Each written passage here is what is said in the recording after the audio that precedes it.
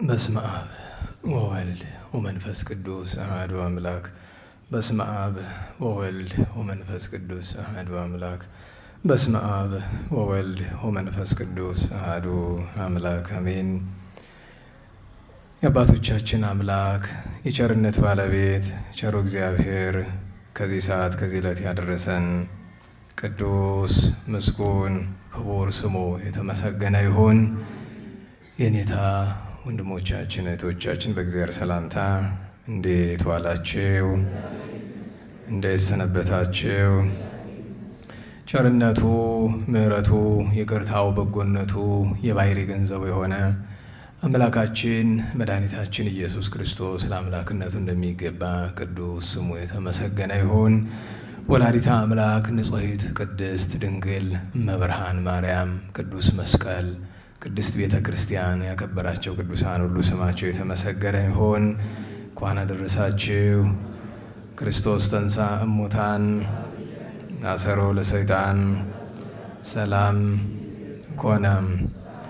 በቸርነቱ በመሐሪነቱ ፍስሐ ሰላም ተድላ ደስታ ፍቅር አንድነት ገነት መንግሥተ ሰማያት የሰጠን አምላከ አበው አምላከ ቅዱሳን ቸሩ መድኃኔ ዓለም የተመሰገነ ይሁን። መድኃኒታችን ኢየሱስ ክርስቶስ በእውነት ተነስቷል። ትንሣኤውን ለሚያምን ሁሉ ሰጥቷል። የትንሣኤውን በረከት በሁላችን ላይ ያሳድርብን። የቅዱስ ዮሐንስ ወንጌል ምዕራፍ 21 ቁጥር 1። ከዚህም በኋላ ጌታችን ኢየሱስ በጥብርያዶስ ባሕር አጠገብ ለደቀ መዛሙርቱ እንደገና ተገለጠላቸው። እንዲህም ተገለጠላቸው። ስምዖን ጴጥሮስ፣ ዲዲሞስ የሚሉትም ቶማስ፣ ከገሊላ ቃና የሆነው ናትናኤል፣ የዘብዴዎስ ልጆችና ሌሎችም ከደቀ መዛሙርቱ ሁለት አብረው ነበሩ። ስምዖን ጴጥሮስ እኔ ዓሣ ላጥምድ እሄዳለሁ አላቸው። እነርሱም እኛም አብረን እንመጣለን አሉት። ሄደውም ወደ ታንኳ ገቡ። ግን በዚያች ሌሊት የያዙት ምንም የለም። በነጋ ጊዜም ጌታችን ኢየሱስ በባሕሩ ዳር ቆሞ ነበረ። ደቀ መዛሙርቱም አዩት፣ ግን ጌታችን ኢየሱስ እንደሆነ አላወቁም። ጌታችን ኢየሱስንም ልጆች ሆይ አንዳች የሚበላ ነገር አላችሁን? አላቸው። እነርሱም የለም አሉት። ጌታችን ኢየሱስም መረባችሁን በታንኳይቱ በስተቀኝ በኩል ጣሉ ታገኛላችሁም አላቸው። መረባቸውንም በጣለው ጊዜ ከተያዘው ዓሣ ብዛት የተነሳ ስቦ ማውጣት ተሳናቸው። ጌታችን ኢየሱስ የወደው የነበረ ያ ደቀ መዝሙርም ለጴጥሮስ ጌታችን ነው እኮ አለው። ስምዖን ጴጥሮስም ጌታችን እንደሆነ በሰማ ጊዜ የሚለብሰውን ልብስ አነስቶ በወገቡ ታጠቀም፣ ራቁቱም ነበርና ወደ ባሕር ተወረወረ። ሌሎች ደቀ መዛሙርት ግን በታንኳ መጡ፣ 200 ክንድ ያህል በቀር ከምድር አልራቁም ነበርና ዓሣ የመላባቸውን መረቦቻቸውንም እየሳቡ ሄዱ። ወደ ምድርም በወረዱ ጊዜ ፍሙ መርቶ ዓሣም በላዩ ሆኖ እንጀራም ተሰርቶ አገኙ። ጌታችን ኢየሱስም አሁን ከያዛችኋቸው ዓሣዎች አምጡ አላቸው። ስምዖን ጴጥሮስም ወደ ታንኳ ገብቶ 153 ታላላቅ ዓሦችን መልቶ የነበረውን መረብ ወደ ምድር ሳበም። ብዛቱም ይህን ያህል ሲሆን መረቡ አልተቀደደም። ጌታችን ኢየሱስም ኑ ምሳ እንብላ አላቸው።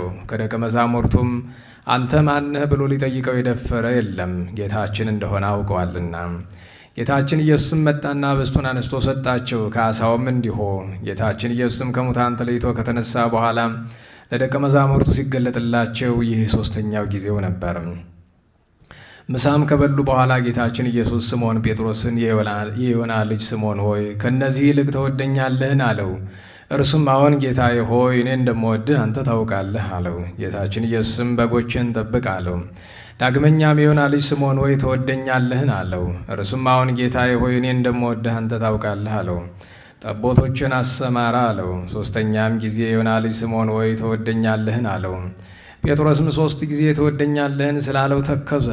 ጌታ ሆይ አንተ ሁሉን ታውቃለህ፣ እኔም እንደምወድህ አንተ ታውቃለህ አለው። እንኪያስ ግልገሎችን ጠብቅ አለው። እውነት እውነት እልሃለሁ አንተ ጎልማሳ ሳለ በገዛ እጅ ወገብህን ታጥቀህ ወደ ወደድከው ትሄድ ነበር። በሸመገልክ ጊዜ ግን እጆችን ትዘረጋለህ፣ ወገብህንም ሌላ ያስታጥቀሃል፣ ወደማትወደውም ይወስድሃል። በምን ሞት እግዚአብሔርን ያከብር ዘንድ እንዳለው ሲያመለክት ይህንን ተናገረ። ይህንንም ብሎ ተከተለኝ አለው። ስለ ቅዱስ ቃሉ ቸሩ እግዚአብሔር የተመሰገነ ይሁን፣ የተመሰገነ ይሁን። እንግዲህ ጊዜው ዘመነ ትንሣኤ ነውና ዛሬ ደግሞ በዓለ ጥብርያዶስ ርክበ ካህናት ወይም በዓለ ሲኖዶስ ነውና እርሱም ባስመለከተ እንደ እግዚአብሔር እንደ መድኃኔዓለም ቸርነት ጥቂት ነገሮችን እንነጋገራለን። የትምህርታችን ርዕስ በ18ኛ ቁጥር በ21ኛው ምዕራፍ ቀደም ሲል ካነበብነው ውስጥ የሚገኘው ኃይለ ቃል ይሆናል። ወይወስደከ ሀበ ኢፈቀድከ፣ ወደማትወደው ይወስድሃል የሚለውን ርዕስ እናደርጋለን። እንግዲህ በዓለ ጥብርያዶስ ሲባል ጌታችን በጥብርያዶስ ባሕር ዳርቻ ትንሣኤውን ከገለጠ በኋላ ለሦስተኛ ጊዜ ለደቀ መዛሙርቱ የታየበት ስለሆነ ስፍራውን የገሊላ ባሕር ዳርቻ ጥብርያዶስ ከተማ አለችና በዚያ ምክንያት በዓለ ጥብርያዶስ ይባላል። ሁለተኛ ርክበ ካህናት ይባላል። ካህናቱ የጌታችን ደቀ መዛሙርት ከጌታችን ጋር የተገናኙበት ስለሆነ በዚያውም ላይ እረኝነት የተሰጠበት ወይም እረኝነት የጸናበት ቀን ስለሆነ። ሶስተኛ በዓለ ሲኖዶስ ይባላል። ቅዱሳን አባቶቻችን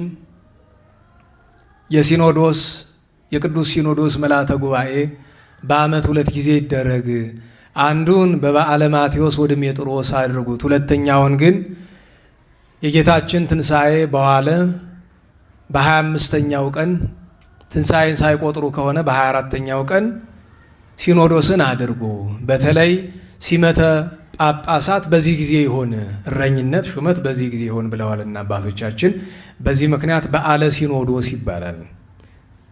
በአጠቃላዩ የቅዱሳን አባቶቻችን መሰብሰብን ይመለከታል። እንግዲህ እንደ ሕጉ እንደ ወጉ ዛሬ የቅዱስ ሲኖዶስ አባላት ስብሰባ ጀምረዋል። ከትናንት ምሽት ጀምሮ ስለሱ ብዙ መነጋገር አያስፈልገንም። ለምን ቢባል ስንነጋገር ብዙ ትርፍ ነገር ስለሚመጣ። ትናንትም ስንማር የነበራችሁ ልጆች እዚያኛው ጉባኤ ላይ ስለዚህ ዘመን ብንነጋገር እናስቀይማለን እና ለውጥ ለማይመጣው ፋይዳ ለሌለው ነገር ብንቀያየም ምንም አያደርግም እና አንዳንዱን ነገር መተው ጥሩ ነው። ትናንት እንዳልኳቸው የነበራችሁ ልጆች መተው ነው። ለምን ቢባል እንዴት ዋላችሁ? ቤተ ክርስቲያን ዓላማዋ ምንድን ነው? ምዕመናንን መርቶ መንግሥተ ሰማያት ማድረስ ነው አይደለም? ከዚህ ውጭ አለ? ቤተ ክርስቲያን ገንዘብ ዓላማዋ አይደለም። ዝና ዓላማዋ አይደለም። ምድራዊ ቅራቅንቦ ነገሮች ሁሉ ዓላማዋ አይደሉም። እና ያንን ሳንነካ የዘመኑን ነገር ሳንነካ ትተን ለምን ሰለቻል መናገሩ? ለውጥ ለማይመጣው ነገር መናገሩ። እኛን የሚመለከተንን ነገር ብቻ እንነጋገር። ግን ደግሞ ዕለቱ ነውና ትምህርቱ ግዱን ስለ እረኝነት እንድናነሳ ያስገድደናል። እረኝነት ሲባል ግዱን ከላይ ሄደን ብቻ አይደለም። እረኝነት መልኩ ብዙ ነው። መልኩ ብዙ ነው። ለምሳሌ በቤት ውስጥ ያለን ሰዎች አንድ አባት ለቤቱ እረኛ ነው። አንዲት እናት ለልጆቿ እረኛ ናት። ያንን እንወቅበት። አንድ የሰንበት ትምህርት ቤት ሰብሳቢ ለሰንበት ትምህርት ቤቱ እረኛ ነው። የአንድ ማህበር ኃላፊ የማህበሩ እረኛ ነው ካወቀበት። በስጋዊም ደረጃ ብንመለከተው የአንድ መስሪያ ቤት የአንድ ተቋም ኃላፊ እረኛ ነው። እረኛ መደበኛ ስራው ምንድን ነው? በጎቹን ከማደሪያቸው ይዟቸው ይወጣል፣ ያሰማራቸዋል አይደል?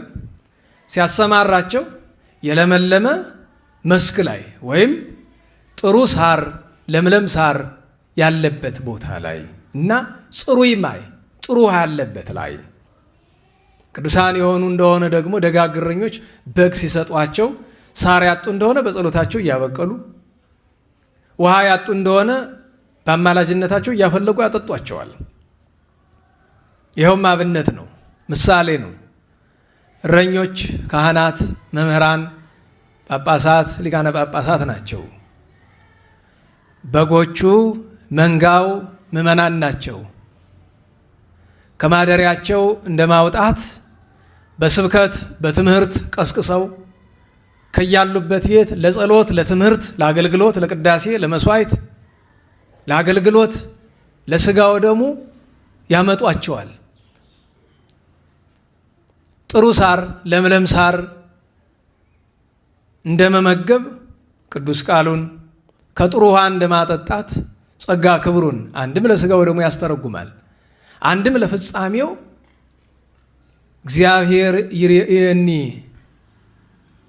ወአልቦ ዘያሐጣኒ እግዚአብሔር እረኛዬ ነው ይላል ቅዱስ ዳዊት በመዝሙር 22 ላይ።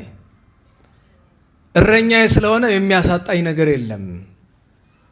ውስተ ብሔር ስዑር ህዬ ያድረኒ በለመለመ ስፍራ አለ በመንግሥተ ሰማያት ያሳድረኛል አለ። ስለዚህ አንድ እረኛ መንጋውን መርቶ ከመንግሥተ ሰማያት ማድረስ አለበት።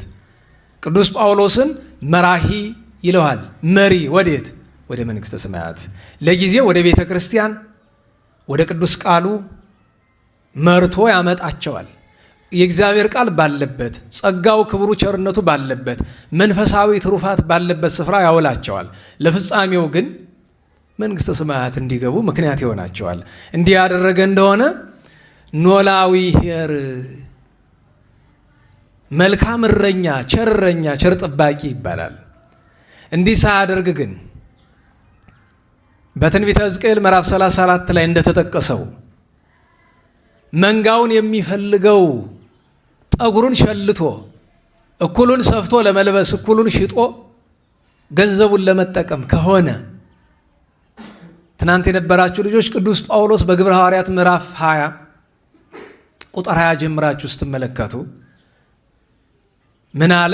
ከእናንተ ከአንዳችሁስ እንኳ ወርቅ፣ ብር፣ ልብስ አልተመኘሁም። መቀበል አይደለም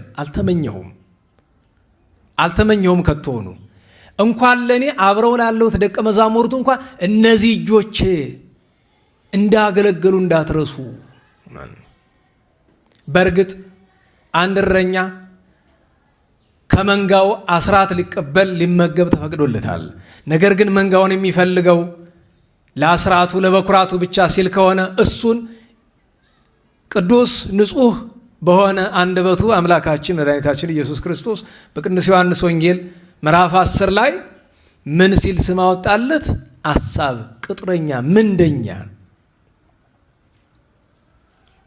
እንዲህ ያለው ታዲያ አንደኛ ተኩላ ሲመጣ መንጋውን ትቶት ይሸሻል።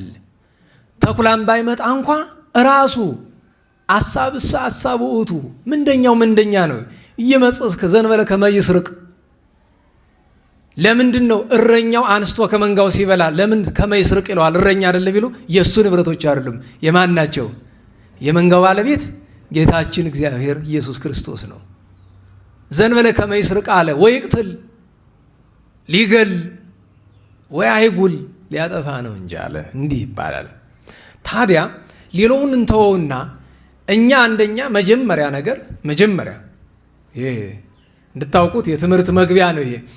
እኛ እያንዳንዳችን እዚህ ያለን መጠነኛ የሆነች እረኝነት አለችን። አንደኛ እረኝነት መጀመሪያ ለራስ ነው። እንደና ዋላችሁ። ይሄ ምንድን ነው ንገሩኝ። በውስጡ ምን አለው? አእምሮ አለው አይደለም? የሰውነት ሕዋሳትን በሙሉ የሚያዝዛቸው ማን ነው? ንገሩኝ። አእምሮ ባላቸው ይውላሉ አይደል? እጅን ስረቅ ካለው ይሰርቃል፣ እግርን ተራገጥ ካለው ይራገጣል። እኛ ራሳችን ለሕዋሳታችን እረኞች መሆን አቅቶናል እኮ። ሌሎቹን ለእረኝነት ከመውቀሳችን በፊት መጀመሪያ እስኪ ለሕዋሳታችን እረኞች እንሆን። በተለይ ለአምስቱ ሕዋሳት እረኛ እንሆን። ለዓይናችን በነገራችሁ ለዓይናችሁ ማዘዝ ትችላላችሁ። ክፉ ነገር አትይ ብሎ ምክንያቱም በለዘብተኝነት በግዴለሽነት ሁላችን ዓይናችንን መረን ስለለቀቅ ነው። ልክ እንደ ዛሬ ካህን ሰባኪ ቢነግረው የሚሰማ ምእመን አለ? ንገሩኝ። ይሰሙናል? ይሰሙታል መሰለኝ። እናንተን ይሰማችኋል መሰለኝ። ኃጢአት አትስሩ ስትሏቸው ዛሬ ጀምሮ ኃጢአት አልሰራም የሚል ምእመን አለ? አይገኝም። ለምን? መረን ለቀናቸው። አንድ ጊዜ ክፉ ነገር አስለምደናቸዋል። ከፍተኛ ገድል ይጠይቃል ወደ በጎ ለመመለስ። ዓይናችንም እንደዚያ ነው። ስላስለመድ ነው። አንዳንዴ ለምሳሌ ዓይን ሆይ ይህ እንዳታይ አለ። ለምሳሌ ወንድ ከሆንክ በጎዳና አንዲት የተራቆተች ሴት ታልፋለች። አይጣል አይደለ? አንዲት ሳትሆን ብዙ ሚሊዮን ናቸው፣ ግን እንዲሁ አንዲቱ አለፈች። እና ምን ትለዋለህ? አይን ሆይ ይህን ማየት አትችልም ከልክያለሁ። በእናንተ እንግሊዝኛ you are forbidden ምናምን ትለዋለህ። ኧረ አይሰማህም። ፍጥጥ ብሎ ነው እንደዚህ አድርገህ ካልጨቆንከው በቀር። ለምን እንደ ልቡ የፈለገውን ነገር ለምሳሌ ቅዱሳን ደጋግ አባቶቻችን አይን ሆይ ዝጋ ይሄን አትይ ካሉት ይታዘዝላቸዋል። ሕዋሳታቸውን ያዛሉ። ቅድስና ማለት እኮ እሱ ነው። በነገራችሁ ላይ ሕዋሳትን ማዘዝ መቻል እና በሕዋሳታችን ላይ እረኝነት እንዳለብን ማወቅ አለብን። አፍንጫችን የማይገባው እንዳያሸት፣ ጆሮአችን የማይገባው እንዳይሰማ፣ አንደበታችን የማይገባውን ነገር እንዳያስገባ፣ የማይገባውን ነገር እንዳያስወጣ፣ እንዳይናገር፣ እጃችን የማይገባውን ነገር እንዳይነካ። ለምሳሌ መንገድ ስትሄዱ ቀላል ጥያቄ ነው፣ ሁላችሁንም መምህራንንም ይመለከታል። 10,000 ብር እንዲሁ አያርገው መድኃኔዓለምና ወድቆ አገኛችሁ። እውነቴን ነው። አያርገው የምልበትን ምክንያት አውቀዋለሁ። ምንድን ነው የምታደርጉ? ንገሩኝ። ማንሳት አይደል? መቼም ከ1000 ሰው 999 ማንሳቱ አይቀርም። ከዛ አንድ ወይ ሁለት ሰው አይ ይሄማ የኔ አይደለም ይልና ወስዶ ለቤተክርስቲያን ወደ ዳ ይሰጠዋል። የመጀመሪያው ክርስትና ግን ይመስላችኋል? በነገራችሁ ላይ እንዲህ ማድረጉ መልካም ነው። ቀጥታ ወስዶ ለድሃ ወይ ደግሞ ለቤተ እግዚአብሔር ሙዳየ ምጽዋት ላይ ማስገባት። ምክንያቱም ሙዳየ ምጽዋት የሚገባ ሳንቲም ለካህናት አይደለም። እንድታውቁት በዘመን ካህናትን የምንሰድባቸው ክብር ምስጋና ለነሱ ይሁንና፣ ምክንያቱም ክህነታቸው ክቡር ነው፣ በጎ ሰሩም አልሰሩም። ካህናትን የምንሰድባቸው ደሞዝ የሚከፈላቸው ከአስራት ሳይሆን ከምንድን ነው? ከምጽዋት። ለማኝ እያልን እየሰደብናቸው ነው። ነዳያን ናችሁ። በጣም ነውር እኮ ነው። ከሙዳየ ምጽዋት ካህን ደሞዝ አይከፈለውም፣ ከአስራት ነው የሚከፈለው።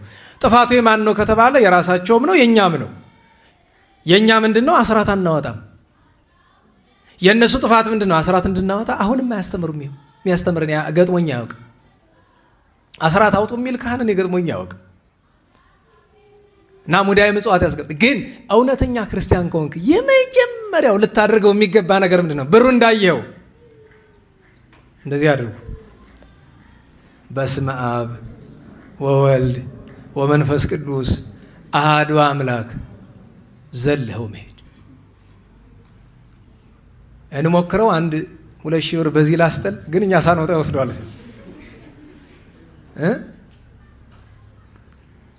ለምን ብትሉ ችን ቃል አብራችሁኝ በሉ። ያላስቀመጥከውን አታንሳ፣ ያልተከልከውን አትንቀል። እጽዋት በዚህ ዘመን ባለቤት አልባ ናቸው። ቤተ ክርስቲያን ለዓለም ትልቁ ውለታዋ፣ በተለይ እንደ ኢትዮጵያ ታውቃላችሁ አይደለም? አንድ ሰው አለ የሚባለው ነገር አለ አይደል? አማኝ ሰው አይደለም። እና የኢትዮጵያ የደን ሽፋን ተመናመነ ሲባል ግን ሲዞር በየከተማው ሲመለከት በቃ ደን ካለ የት ነው ያለ? እና እኔ የምመክራችሁ የኢትዮጵያ የደን ሽፋን እንዲጨምር በየስፍራው እየሄዳችሁ ቤተ ክርስቲያንና ገዳም ትከሉ እስከ ማለት ደርሷል። ዛሬ ግን የምታውቁት በቃ ፋሽን ቤተ ክርስቲያን ማነጽ ነው። አዲስ ግንባታ መገንባት እጽዋትን መቁረጥ ነው በቃ። የሚተክል አለ የለም። ቢተከልም ቅር ካላላችሁ እኛን ነካን እንዳትሉ እንጂ እንደ አመንዝራ ሴት አበባ ስትተክሉ ነው የምትሉ። አሁን ቤተ ክርስቲያን ውስጥ አበባ ምን ያደርጋል? በየትኛው መጽሐፍ ነው አበባ ተክሎ የተባለ? ይሄ እኮ የምእመናን የግቢ የሀብታም ግቢ ጌጥ ነው። ይሄ ምን ያደርጋል? ደግሞ አባቶቻችን ትልልቅ ዛፎችን ነው የሚተክሉ። ወይራ፣ ጽድ፣ ዝግባ፣ ዋርካ፣ ባምባ፣ ምሳና የመሳሰለውን። ዛሬ የሚተክል የሆነ እንደ ዱርዬ ሰው ጠጉሩ ቶሎ ቶሎ የሚከረከማል አይደለም? ደህና ዋላችሁ። በስንት ጊዜ ነው የምትከረከሙ እናንተ ጠጉራችሁ? በየሳምንቱ የሚከረከማል፣ በየ2 ሳምንቱ ምን ያደርግላችኋል? እኔ እውነቴን ነው። ገንዘብ መጣያ እኮ ነው። ልክ እንደዛ ጧት ማታ አናት የሚከረከም አትክልት አለ። ምን ያደርጋል? ለጌጥ።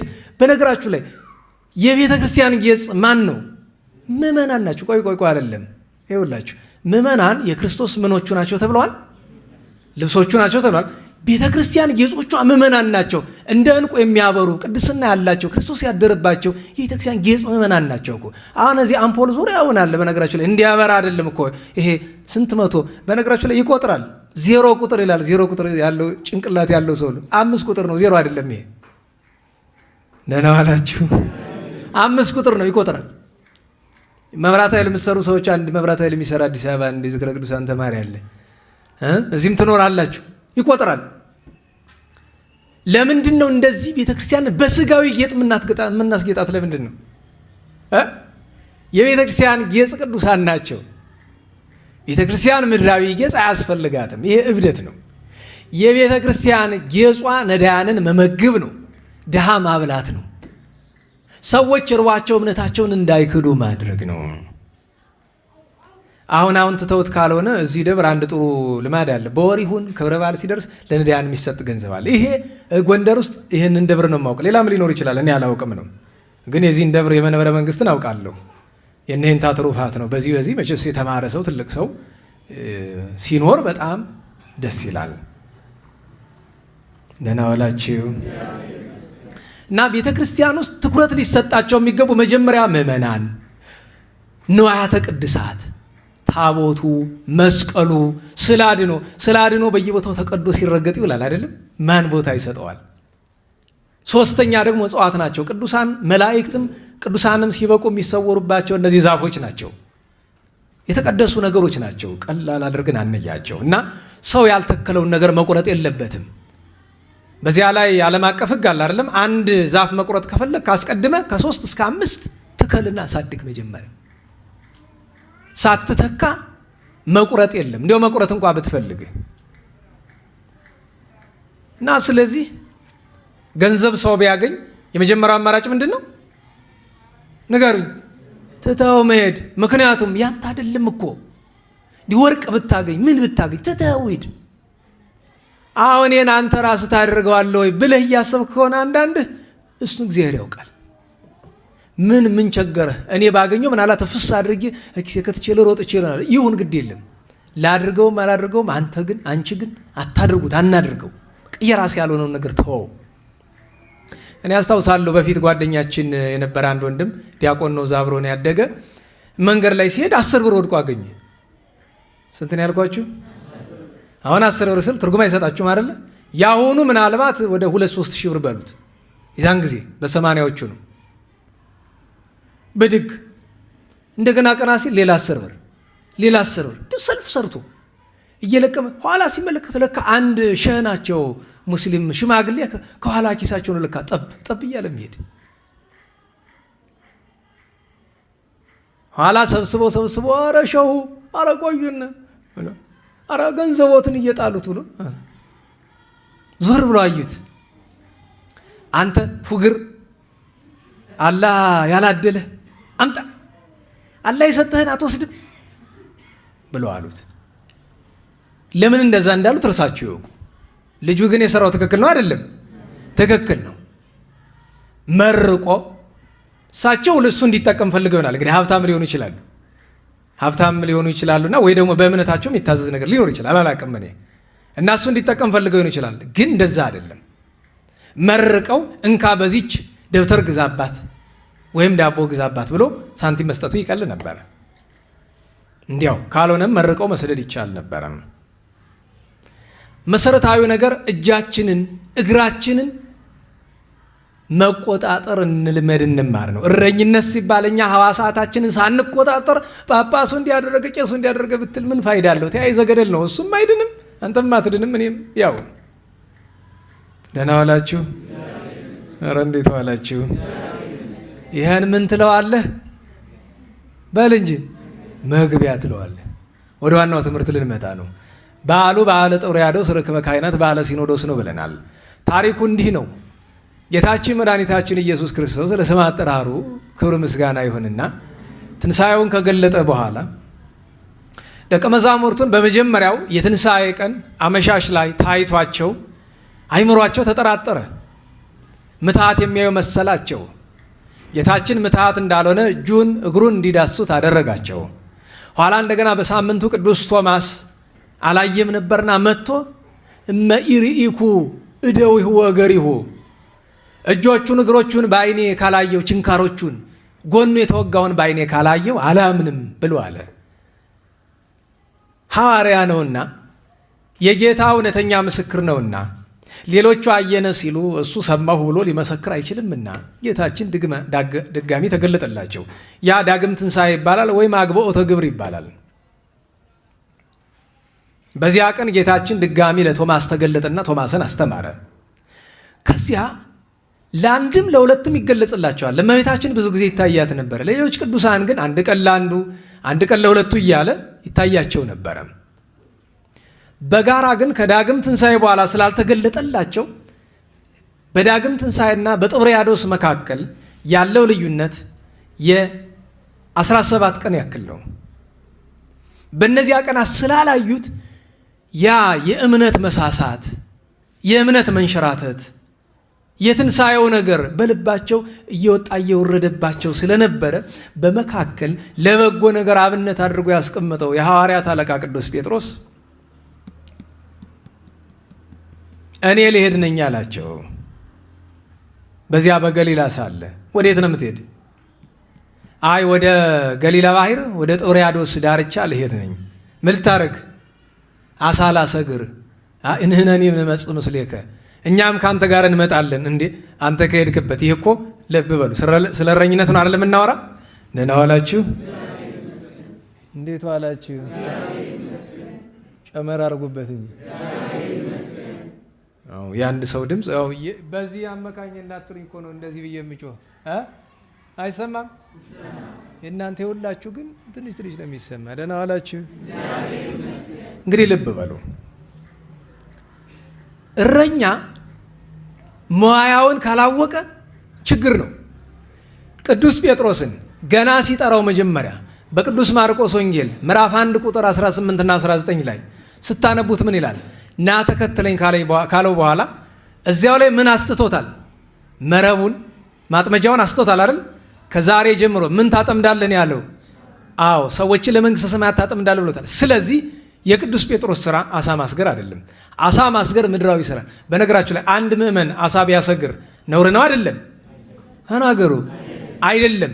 ለአንድ እረኛ፣ ለአንድ ካህን፣ ለአንድ ጳጳስ ግን እሱ ስራው አይደለም። ያችሁ አንድ ምዕመን ወጥቶ ወርዶ ገንዘብ ሰብስቦ ባንክ ቢያስቀምጥ፣ ቤቱ ቢያስቀምጥ፣ አስራት አውጥቶ ምጽአት ሰጥቶ የተረፈውን ቢያስቀምጥ ነውር ይሆናል? ለአንድ የቤተክርስቲያን አባት ግን ገንዘብ ቢሰበስብ ፈጽሞ ነውር ነው። ገንዘብ ለመሰብሰብ ገንዘብ የሚገኝበት ቦታ ላይ ከተገኘ በጣም ነውር ነው። በጣም ነውር ነው። ባለፈው ሰሞን አንድ ሰባኪ ፌስቡክ ላይ ፍረዱኝ ብሎ ጻፈ። እኔ ደግሞ አትስበክ ብሎ ከልክሎት ይሆን ወይስ እውነት ተናገርክ ብሎ ተጣልቶት ይሆን? ከዛ ምን አለ እኔና የሆነ ብሎ የሆነ ሌላ ሰባኪ ስም ጠርቶ ለስብከት ተጋበዝን። ከዛ ሄድን። በዓት ነው ታሪኩ ውስጡ ላይ ያለው። ከዛ ሄድንና አስተምረን ተመለስን እና ይህንን አበል መቼ ነው የሚሰጡን እያልኩ ከዛሬ ነገ ብጠብቅ የለም።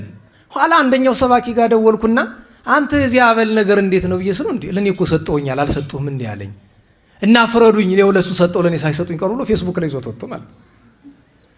አባቶቻችን ሞኝ ባያፍር ለምን ክርስቲያን ስለሆነ ዘመዶች ነን። በጽድቅ ውድድር አይደለም። እኔ ከሱ ይሻላለሁ ብዬ አይደለም። እንዴት አደባባይ ይዞት እንደወጣ እኮ ነው የገረመኝ። እንዴት ዋላችሁ? ሰብኬ አበል ሳይከፍሉኝ ቀሩ። ተስማምተው ሊሆን ይችላል፣ እንከፍላለን ብለውት ሊሆን ይችላል።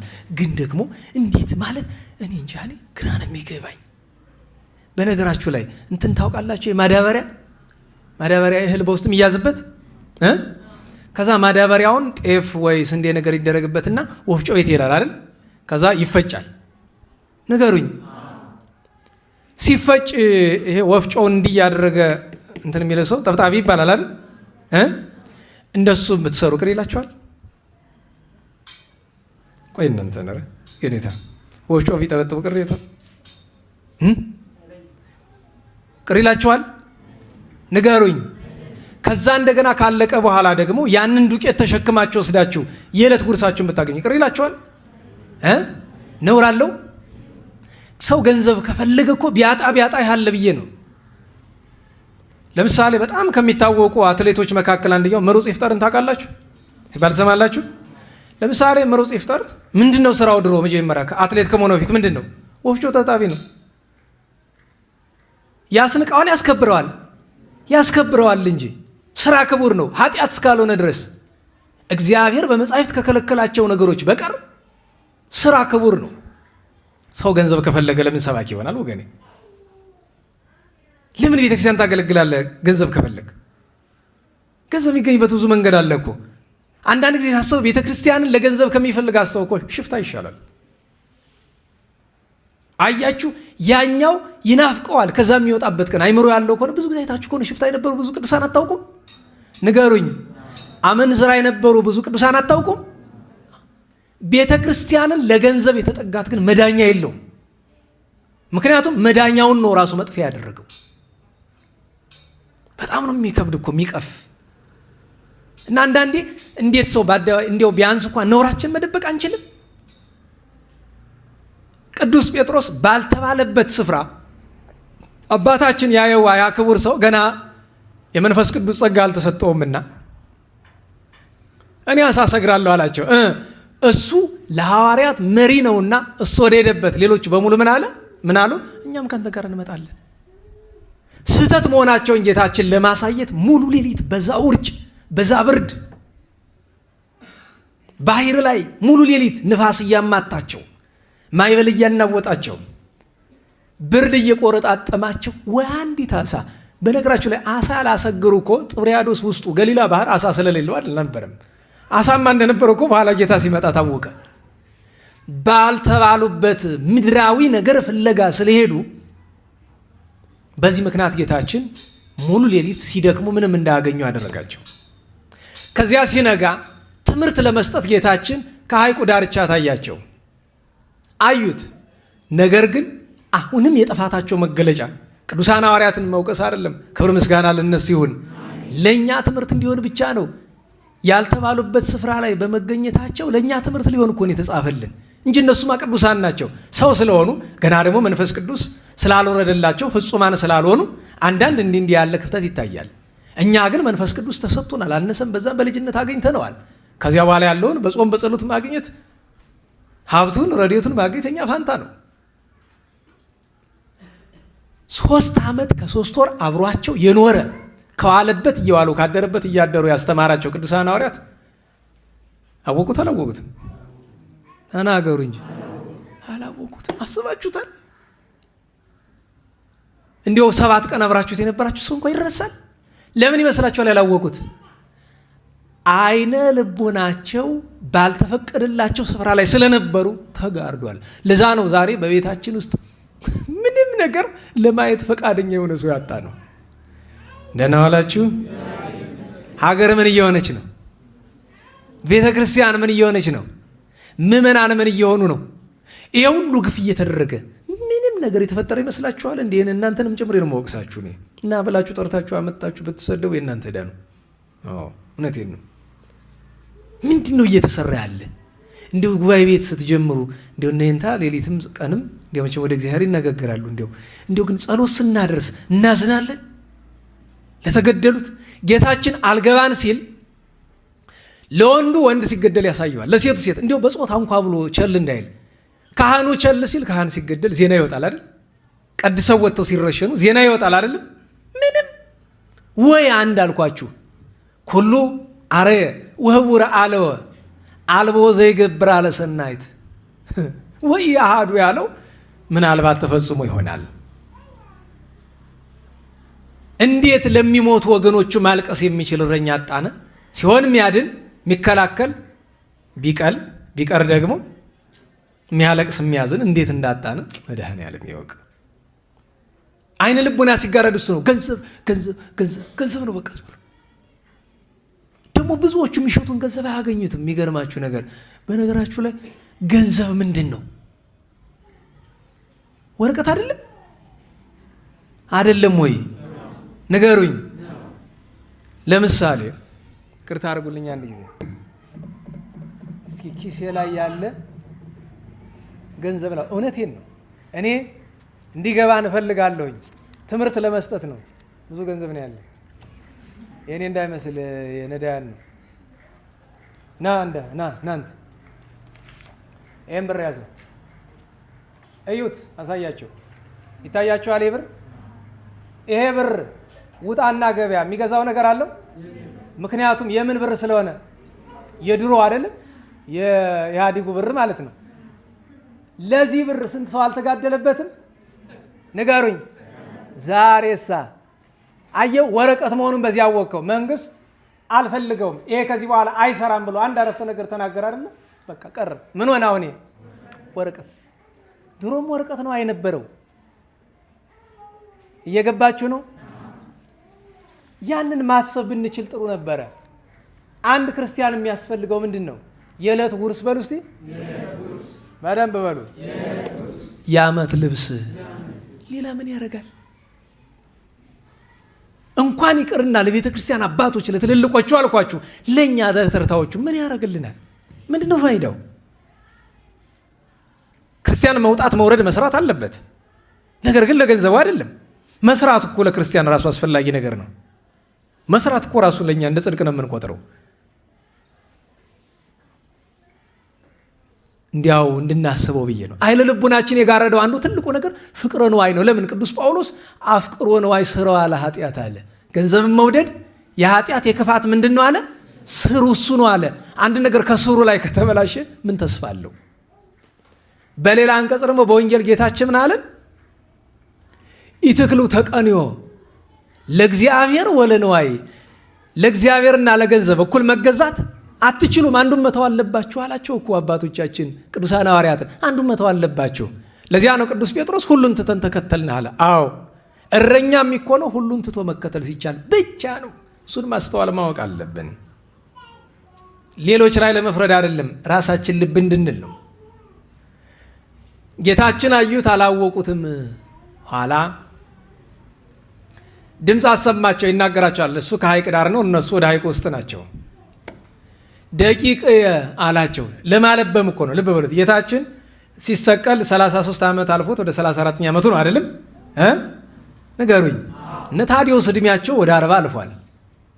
ቅዱስ ጴጥሮስ በዚያ ጊዜ ወደ 58 ዓመት ደርሷል።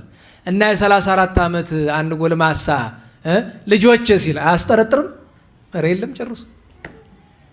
ቦኑ ብክሙ ዘንበል። ልብ በሉ። አሳ ላይ አጠምዱ ሂዶ ገንዘብ አላችሁ ምን አላችሁ አይደለም፣ ሰው የሚያስፈልገው ነገር የዕለት ምን ተናገሩ። ቦኑ ብክሙ ዘንበል፣ የምንበላው አንዳች ነገር አላችሁ አላችሁ።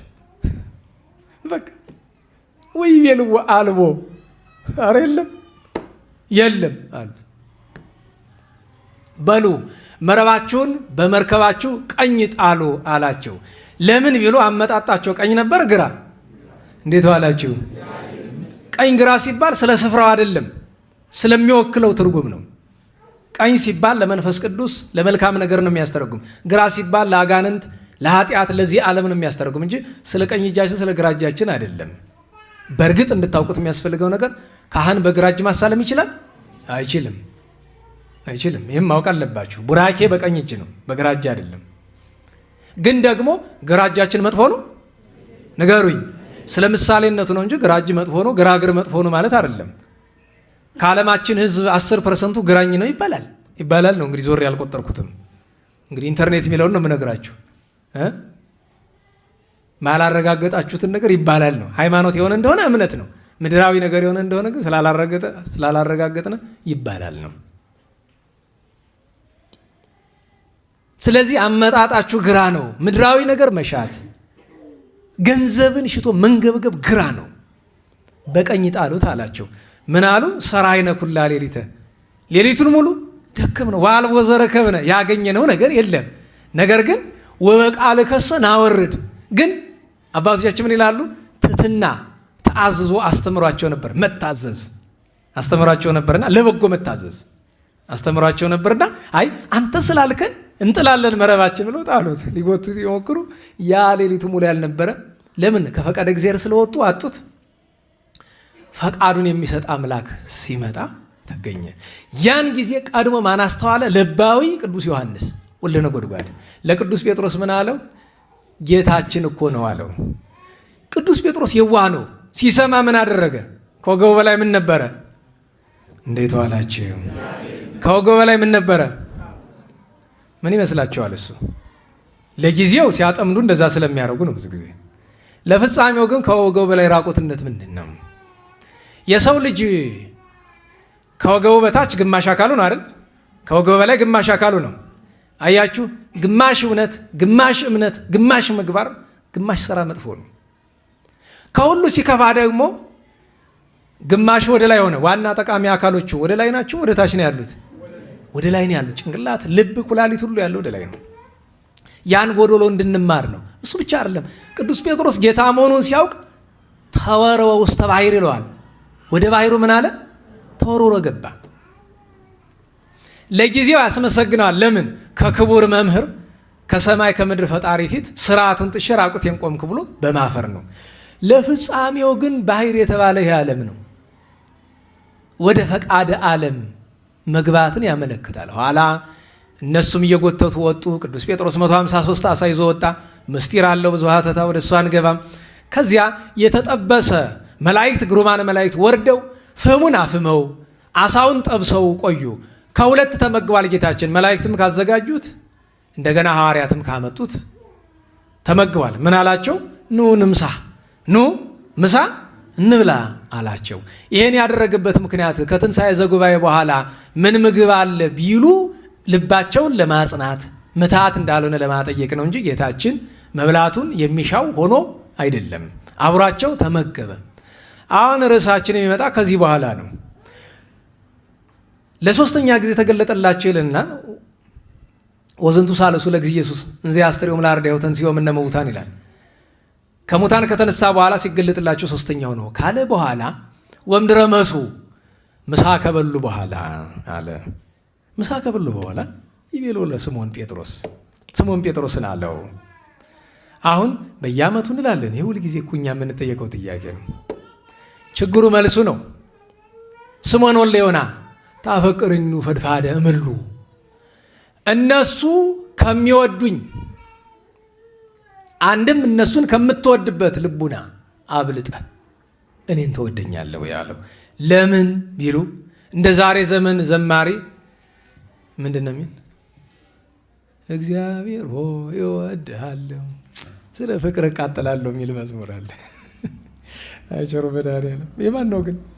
ነገር አትንገሩ ይለ ነገሩ አያስፈልግም። ደህና ዋላችሁ? እንዴት ዋላችሁ? ሊቃውንት እንግዲህ አስቡት። ለሰው ልጅ እግዚአብሔርን እወድሃለሁ ብሎ እንደመናገር ከባድ ድፍረት የለም። ለቅዱስ ዳዊት ቢሆን ኑሮት ነው የተናገረ፣ አድርጎት ነው። ቅዱሳን ቢናገሩ አድርገውት ነው። ለእኛ እግዚአብሔርን እንደሚወድ ምን አለን? መጀመሪያ ነገር በነገራችሁ ላይ እግዚአብሔርን የሚወድ ሰው እኮ መዝሙር በካሴት አውጥቶ አይሸጥም። ቅዱስ ቃሉን ገበያ አውጥቶ እየቸረቸረ እግዚአብሔር እወድሃለሁ ደግሞ ስለ ስምህ እቃጠላለሁ ነው የሚል። አረ አንድ እሳት እንዳያቃጥልህ። ለምን እንደ በሞቴ ውሸት ምን ያደርጋል? ደህና ዋላችሁ? እግዚአብሔር ይወደናል አይወደንም? የኛ መውደድ ግን መቼ ታይቶ መቼ ተረጋግጦ እግዚአብሔርን የወደዱ ምን እንደሆኑ እስኪ ሰማዕታትን ጠይቃቸው። ይችን ጥያቄ ተጠይቆ መጀመሪያ ቅዱስ ጴጥሮስ አንዲት ነገር ተናግሮ ነው። ምን ብሎ? ሌሎች ቢክዱ እንኳ እኔ አልክድህም ብሎ። ጌታችን ተቀበለው አልተቀበለው? ምንድን ነው ያለው? አይ እምቅድመ ይንቁድ ወርሆ ስልሰት ክህደኒ፣ እወድሃለሁ ትለኛለህ፣ አልክድህም እከተላለሁ ትለኛለህ፣ ዶሮ ሳይጮህ 3 ጊዜ ትክደኛለህ። ቅዱስ ጴጥሮስ እኮ ለጌታችን ፍቅር አለው፣ ግን ተግባር ያልፈተነው ፍቅር ሆነና ተግባር ሲፈትነው ችግር። ግን ፍቅሩ እንዳለ የሚታወቅ ምንድን ነው? ዶሮ ሲጮህ ትዝ አለው።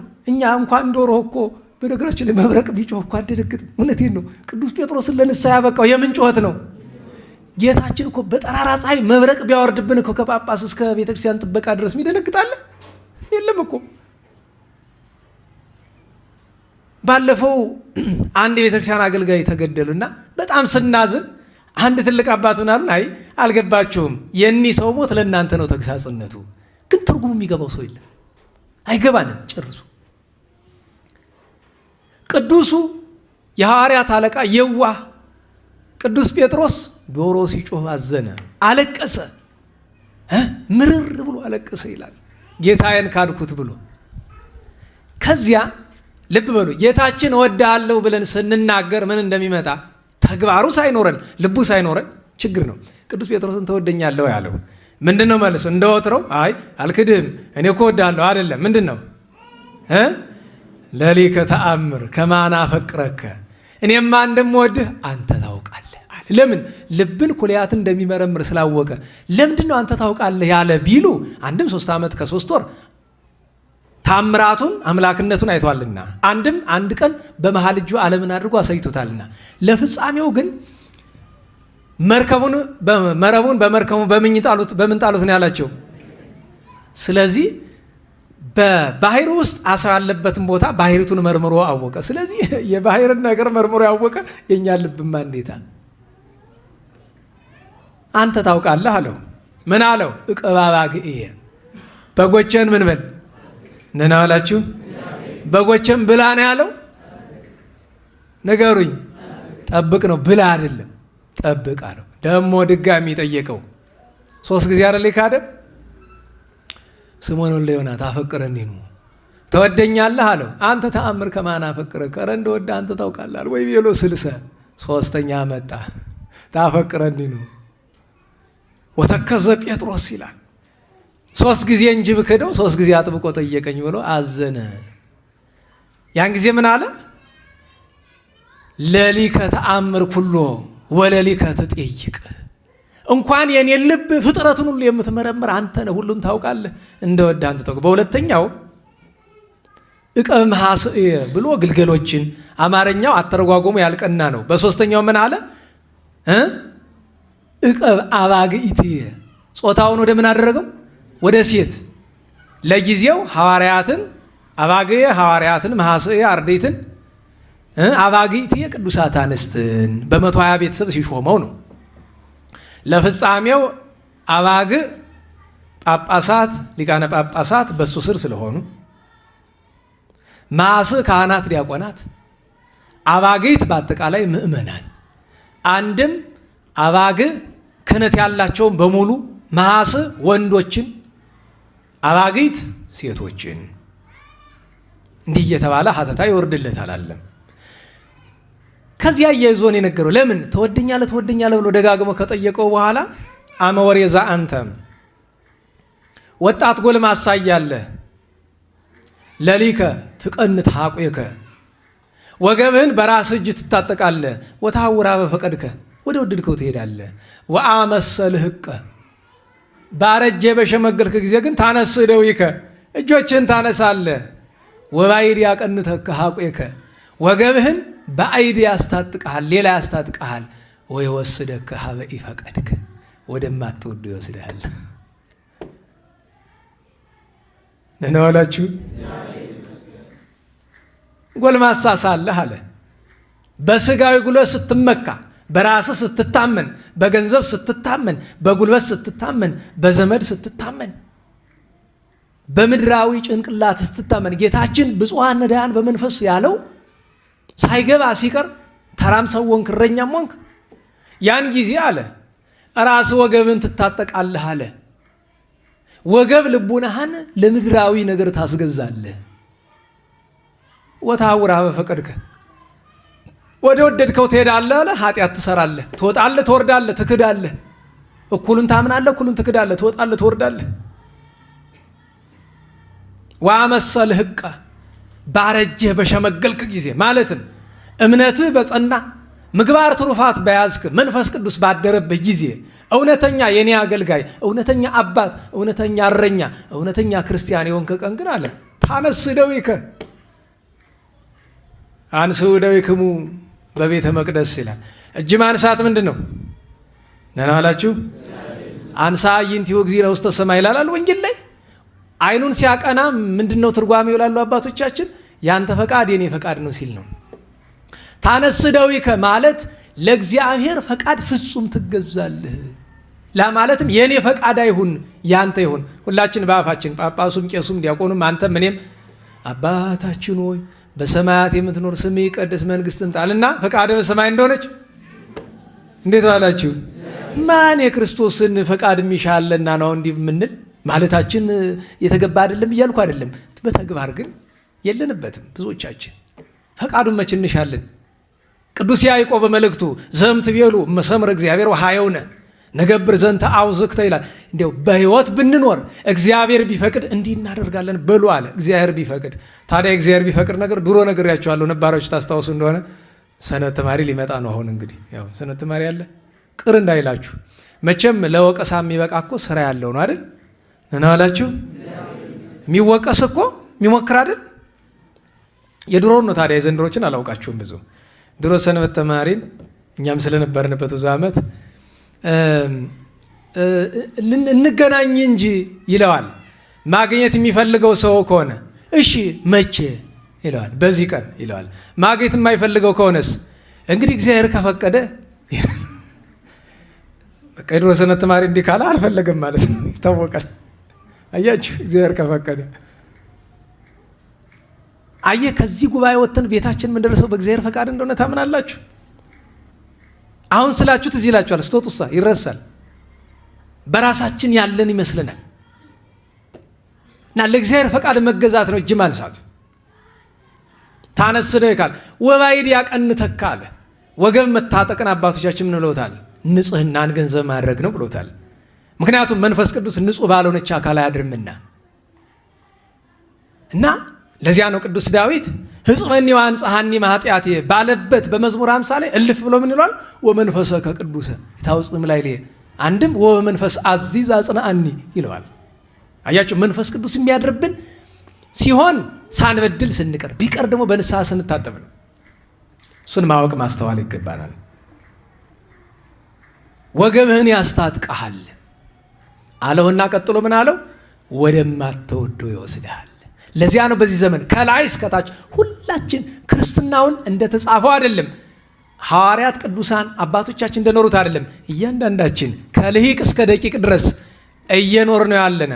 እንደ እግዚአብሔር ፈቃድ ነው እንደ ፈቃዳችን ነው? ንገሩኝ። የእግዚአብሔር ስርዓት የሚያሳስበው ስንት ሰው ታውቃላችሁ?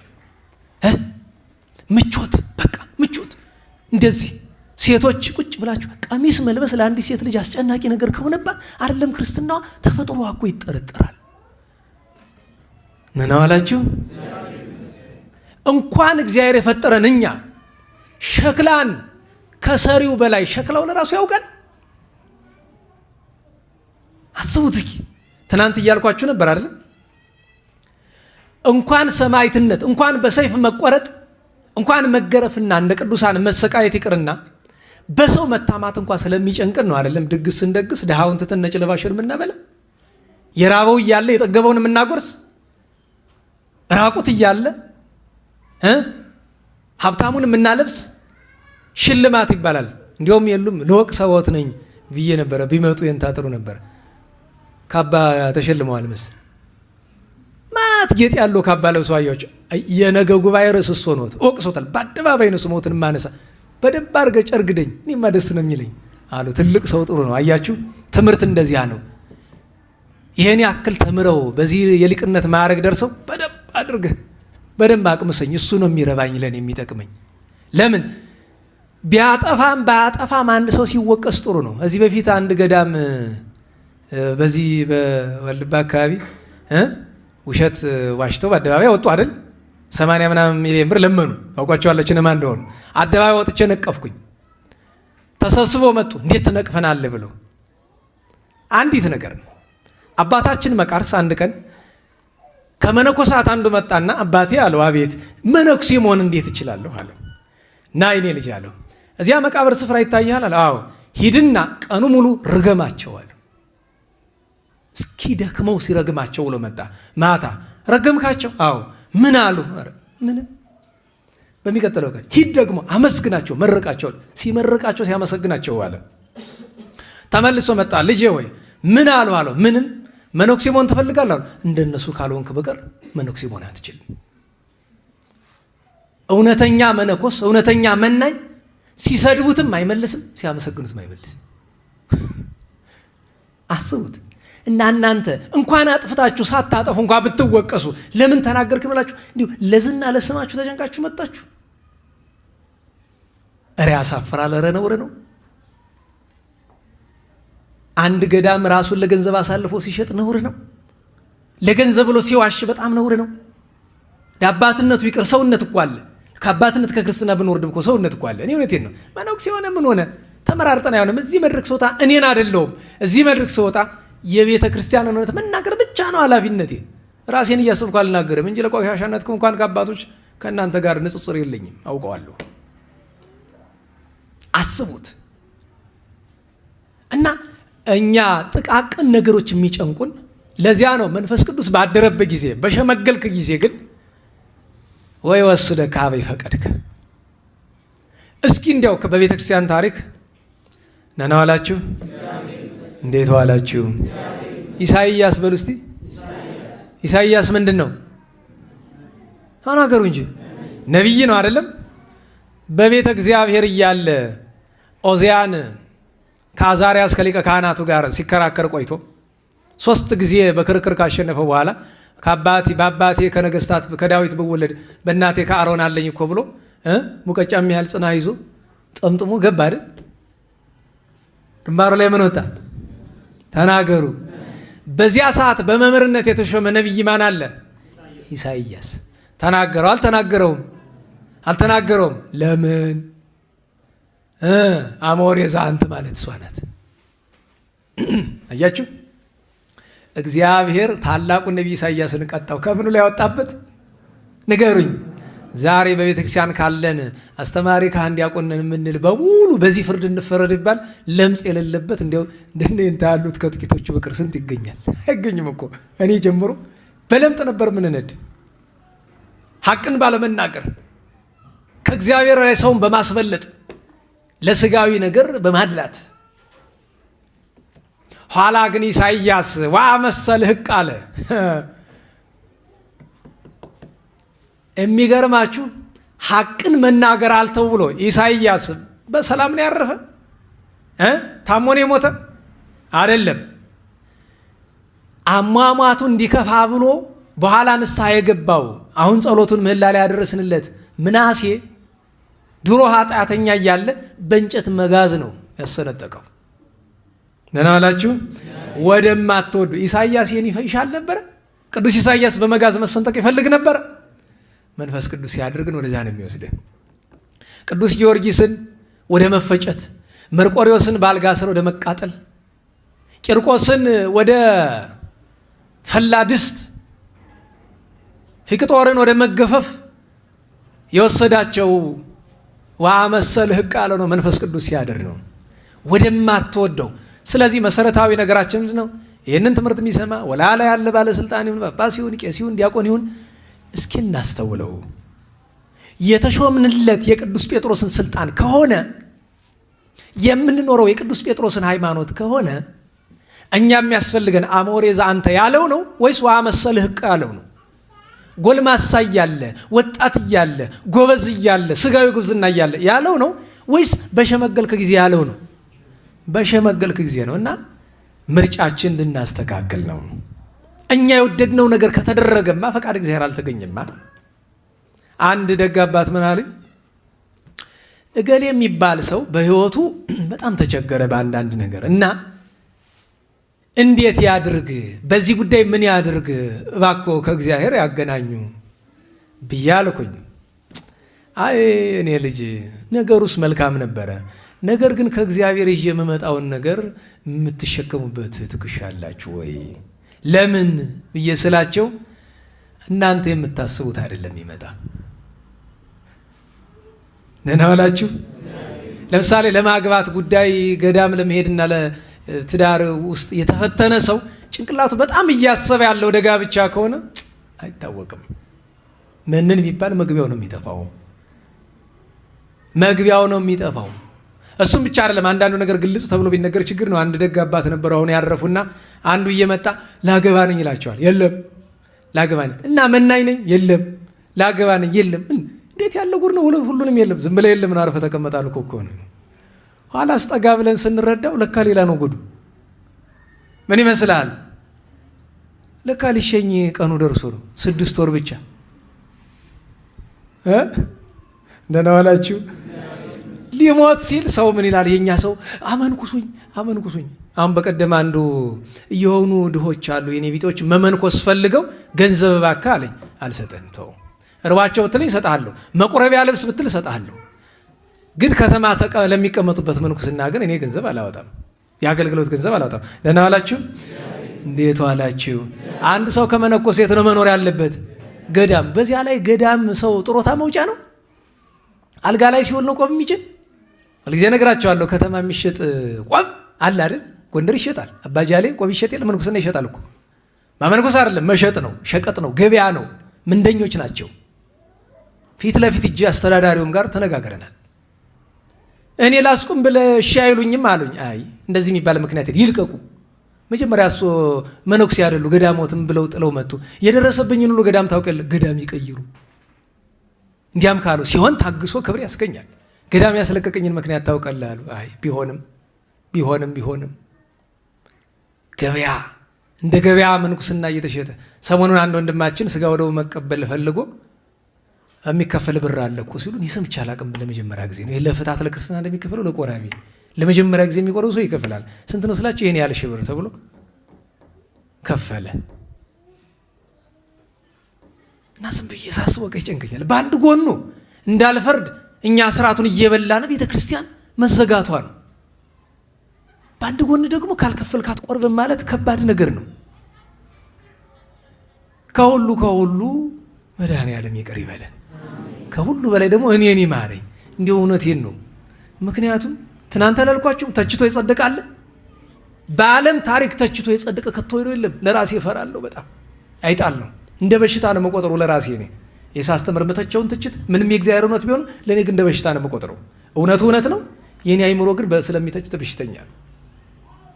እና የእግዚአብሔርን ፈቃድ እኛ የምንወደው ስለሆነ አይደለም። ቅዱሳት መጻሕፍትን የእግዚአብሔርን ሕግና ስርዓት ዛሬ ፍትሐ ነገሥት መጥቀስኩ ወንጀል ሆነ ወገኖቼ። ባለፈው እኮ ከፍትሐ ነገሥት ጠቅሼ በማስተማሪያ ምክንያት ስድቡን አንዲት ሴት ጀመረችው። ፌሚኒስትና የምትባል ሴት ጀመረችው። ሰባካያን ተከተሏት። ኋላ ደግሞ አንዱ ተነስቶ ምን አለ? እኔን ደገፍኩ መስሎት እሱን ለቀቅ አድርጉትና ፍትሐ ነገሥትን ንቀፉ ብሎ እንዲህ ፍትሐ ነገሥት ያለውን ስለሆነ ያለ ጠባችሁን ከፍትሐ ነገሥቱን ማድረግ ከሱ አይደለም። ኧረ ተው። የሚገርማችሁ በዓለማዊ ትምህርት ከፍተኛ ደረጃ የደረሰ አውሮፓ የሚኖር አንድ ሰው አለ። ከፍተኛ ደረጃ የደረሰ ህልምህ ምንድን ነው ስለም እንደሚል ታውቃላችሁ? ኢትዮጵያ ቤተክርስቲያን ብቻ አይደለችም። ኢትዮጵያ በፍትሐ ነገሥት የምትተዳደርበት ዘመን ነው የሚናፍቀኝ ነው የሚላችሁ። ፍትሐ ነገሥትን ካወቅኩት በኋላ ለካ ጥንት ኢትዮጵያ እንዲህ በዓለም ገናና የነበረች ገናናነቷ ምስጢሩ ይሄ ነበረ አለ። ይሄ ነበረ ፍትሐ ነገሥት ላይ ሊገባን የሚገባው ነገር። ፍትሐ ነገሥት ሁለት ክፍል ያለው ቤተክርስቲያን የምትተዳደርበት መንፈሳዊ አለ፣ ህዝባውያን የሚተዳደሩበት ደግሞ ፍትሕ ሥጋዊ አለ። ፍትሕ ሥጋዊ በቤተክርስቲያን ጥላ ስር ሆኖ ግን ደግሞ ሌላ ተግባር ያለው። ፍትሐ ነገሥት እኮ መጥቀስ ወንጀል ሆኗል ዛሬ። የሐዋርያት ሲኖዶስ እኮ በነገራቸው በጣም የሚያሳዝነኝ ሰው ሐዲሳት ሲማር ለምንድን ነው የሐዋርያት ሲኖዶስ አብሮ የማይሰጠው? ለምንድን ነው መጽሐፈ ኪዳን የማይሰጠው? ለምንድን ነው ዲድስቅል እንደ አንድምታ ስላልተሰራለት ነው የሚለውን እናቆየና ጥሬ ዘር ትምህርት የማይሰጥ? ነና ዋላችሁ? እንዲያው ቢቀር ቢያንስ እንኳን አራቱ ሲኖዶስ ዲድስቅልያ እና ኪዳን ቢያንስ ሲሆን ነቀሌ ምንጦስን ጨምሮ መማር በተገባ። ለምን? ዋናው ስርዓት ያለ እኮ ከዚያ ነው። ሲሆን ቢቻል የቅዱስ ባስልዮስን ቀኖናዎች፣ ስርዓታት፣ የቅዱስ ዮሐንስ አፈወርቅን፣ የቅዱስ አትናቴዎስን፣ የቅዱስ አቡሊዲስን ስርዓት አለ እኮ። ፍትሐ ነገሥት ከዚያ ነው የተውጣጣ። እና በሞቴ ነገ የከፋ ጊዜ ይመጣል። ቤተ ክርስቲያን በደማዊ ጭንቅላት እየተዳደረች እንደሆነ እናውቃለን። አሁን በቃ በምድር ያለችው ቤተ ክርስቲያን ደማውያን ነው፣ መንፈሳውያን አይደሉም። ይሄ የሚያስከፋው ሰው ካለ የራሳቸው ጉዳይ ነው። ደማውያን ስጋውያን ባላቸው ሐሳብ ነው እየተዳደረች ያለ በመንፈስ ቅዱስ። መንፈስ ቅዱስማ ቢሆን በተጻፈው ነበር የሚካሄድ። ዘረኝነት እንኳን ገብቶብን ደህና ዋላችሁ። ዘረኝነት እኮ ገብቶብናል። አንድ እዚህ ጎንደር ውስጥ የሚኖሩ አንድ ጥሩ ካህን አለቅነት ይሾሙ ብለን ብናመለክት ትግሬ ናቸው እኮ ተባልን። ደህና ዋላችሁ። ይኸው በአደባባይ ትግሬ ናቸው አይሆንም ተባለ።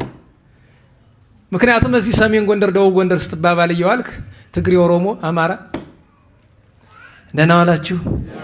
አንድ ነገር ልንገራችሁ። አንድ ወንድማችን የአጤ ፋሲል ዘር ነኝ አለ። ዊች ሚንስ ምንድን ነኝ ለማለት እንደፈለገ ግልጥ ነው። ገብቷችሁ ከሆነ በዘረኝነት አካሄድ ማለት ነው። ምን መለስኩለት? አሃ ግማሽ ኦሮሞ ነህ አልኩት። አማራ ለኔ ላይ ፈልጎ ነው አይደለም? እንዴት አለ። እሱ ዘሩን ቆጥሮ ከፋሲል ሲያደርስ የፋሲል አባት ሱስንዮስ ነው። እናቱ ወልድ ሰአላ ከማን የተወለደች ይመስልሃል? አምጣ እስቲ የወልድ ሰአላ እናት አባት ማን ናቸው? አፉን ይዞ ጸጥ። ምን ያደርግልሃል? ሰውነት አይበቃንም? ኢትዮጵያዊነት አልበቃንም ብሎ ነው ሰውን ትግሬ፣ አማራ፣ ኦሮሞ እያልክ የምትከፋፍለው? ምን ሊያደርግ ነው? እንደዚያ የሚሉ ነውረኞች ሊኖሩ ይችላሉ። ከዛ ቆሻሻ ውስጥ መግባት አይጠበቅብህም እኮ። በነገራችሁ ላይ እስቲ ሕክምና የምትሰሩ ሰዎች አላችሁ፣ የሕክምና ሰዎች ካላችሁ ለምሳሌ አንድ የታመመ ሰው ሲመጣ እሱን ለማዳን እናንተ በሽተኛ መሆን አለባችሁ መጀመሪያ። በዘመን እያየ ነው ምንድን ነው ዘረኝነት እናጠፋለን ብለው የገቡ አንዳንዶች እኮ ዘረኛ ሆነውብን ተቸገርን እንዴ። አንተ በሽተኛውን እንዴት ነው በሽተኛውን የምታክመው? አንተ የዛ ነገር ተጠቂ ሆነ። አይ በቃ ሚዛን ለማስጠበቅ ተው፣ ግድ የለህም ተው። ኢትዮጵያዊነት ይበቃል። ተው፣ ሰውነት ይበቃል። ተው፣ ክርስትናችን ይበቃል። እቺን አጭንቋ ቅድም ያልኳችሁ ወደማትወደው አለ። አንተ የምትወደው እኔ የምወደው አንቺ የምትወጂው እኛ የምንወደው ምንድን ነው? ዘረኝነት፣ ጎጠኝነት፣ ክፋት፣ አድሎ፣ አድማ ነው የምንወደው። ሐሜት ነው የምንወደው። መንፈስ ቅዱስ ግን ይህን አይደለም የሚወድ። ይህን ስለማይወድ ነው ወደማትወደው ወደ ራሱ ፈቃድ ይወስድሃል ብሎ ያለ እና ለዛሬ በዚህ ብቃን ሰዓት በጣም እንዳይሄድብን እግዚአብሔር መድኃኔዓለም ማስተዋሉን ያድለን፣ የሰማነውን በዝነ ልቦናችን ያሳድርልን፣ የቅዱስ ጴጥሮስን የቅዱሳን ሐዋርያትን ረድኤት ያሳድርብን። የሰባቱን ቀን ቅዱሳን ስማቸውን ላስታውሳችሁ። ስንት ቀን ነው ዛሬ? 28 በ21 ነው ተገናኝተን የነበረ። ሚያዝያ 22 አባታችን ቅዱስ ተክለ ሃይማኖት ዓመታዊ በዓላቸው ነበረ። ወደ ኢየሩሳሌም ወርደው የጌታችን የመድኃኒታችን ኢየሱስ ክርስቶስን ቅዱሳት መካናት መዳናችን የተፈጸመባቸውን የእመቤታችን የጌታችን የሐዋርያትን ቅዱሳት መካናት ጎብኝተው በጌታ መቃብር ላይ አብዝተው ሲያለቅሱ ዓይናቸው ጠፍቶ ነበረ። እመቤታችን ያበራችላቸው እንዲያ የተደረገበት ቀን ነው። ያን ቀን በቤተ ክርስቲያን ደገኛ ቅዱስ ሊቅ የ318 ሊቃውንት አለቃ ሰብሳቢ መሪ የነበረ ቅዱስ እለእስክንድሮስ ዓመታዊ በዓሉ ነው። ቅዱስ እለእስክንድሮስ ታላቅ ደገኛ ሊቅ ነው። አረጋዊ ነው። በተወለደ በ78 ዓመቱ ነው ያረፈ። የዚያን ቀን አባ ማርቆስ ባለፈው ነግሬያቸዋለሁ አይደለም? ቤዛ ጽዮን ይለዋል አይደለም? አዎ ክርስቲያኖች ከሌላ ሀገር የመጡ ዛሬ እኮ አስቡት አይደል? ዛሬ ሱዳን፣ በነገራችሁ ላይ እንዴት ዋላችሁ? አንድ ሱዳናዊ መንበረ መንግስት ክርስቲያኑ ነው በትክክል አምኖ በቅስና ቢያገለግል ችግር አለው? እንዴት ዋላችሁ? ችግር አለው? ግን ማን ያስገባዋል? እንኳን ሱዳናዊ አይ ከኡጋንዳ ይምጣኛ ክርስቲያን ከሆነ አባት እረኛ ከሆነ ምን ያደርግልናል? ምን ይጎዳናል? እንደዚህ እኮ ነው።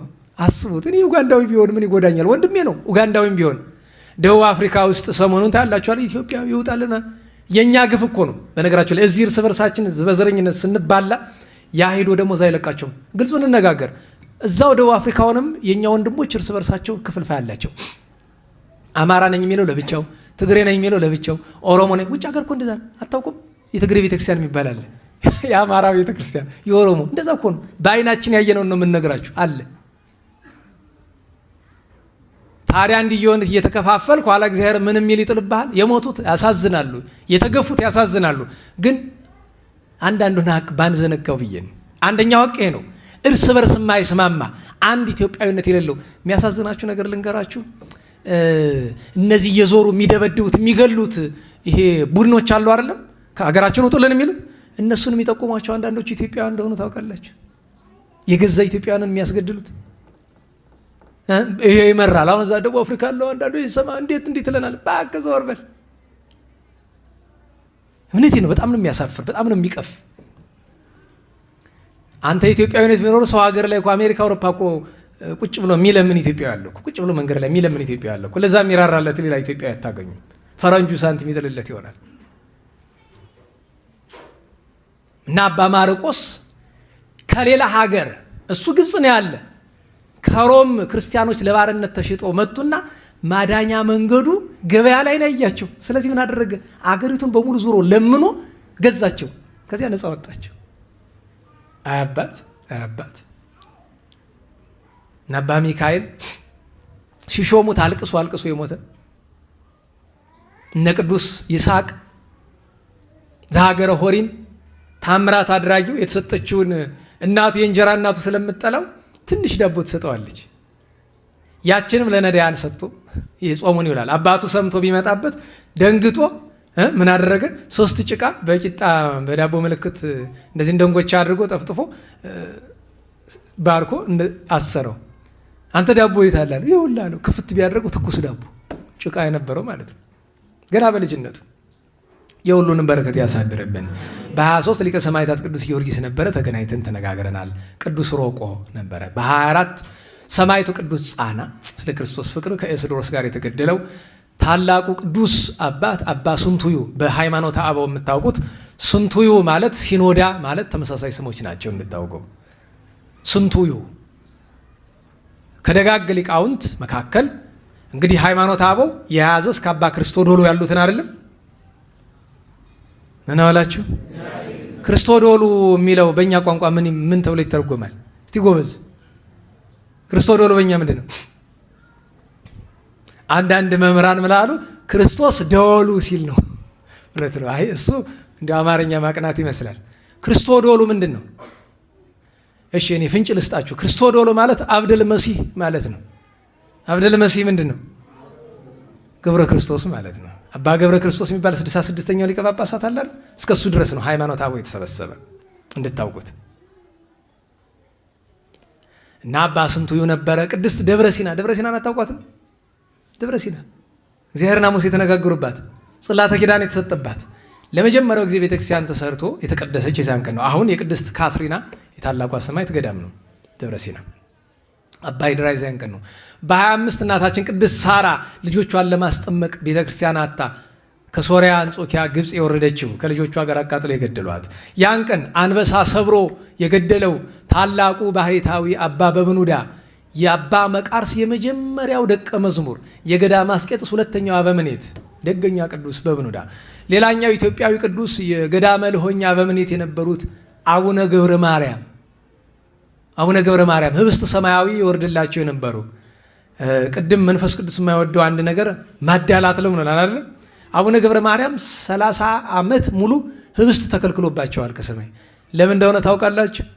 ከገዳማቸው ወጥተው ወደ ሲሄዱ በአጋጣሚ ድርቅ የመታቸው ሀገሮችን ያያሉ። ዝም ብሎ እያዘኑ አለፉና ኋላ ከተወለዱበት ሀገር ሲደርሱ ጸሎት አድርገው ዝናብ አዘነሙ። ምን ትለዋለህ? አድሎ ብቻ ሳይሆን ዘረኝነትም ይባላል። አየህ፣ ወደ በዓታቸው ሲመለሱ ምን ጠበቃቸው? ተግሳጸ እግዚአብሔር። እንዲህ ቅዱስ 30 ዓመት ንስሐ ገብተውበታል። አየህ የዘረኝነት ክፋቱን፣ አድሎ ክፋቱን አየው። እውነቴን ነው፣ ይከብዳል እና ችግር ነው ለሁሉም። እነዚህ የመሰሉ ቅዱሳን ቅዱስ ቴዎድሮስ የፋርስ ሰማዕታትም ነበሩ።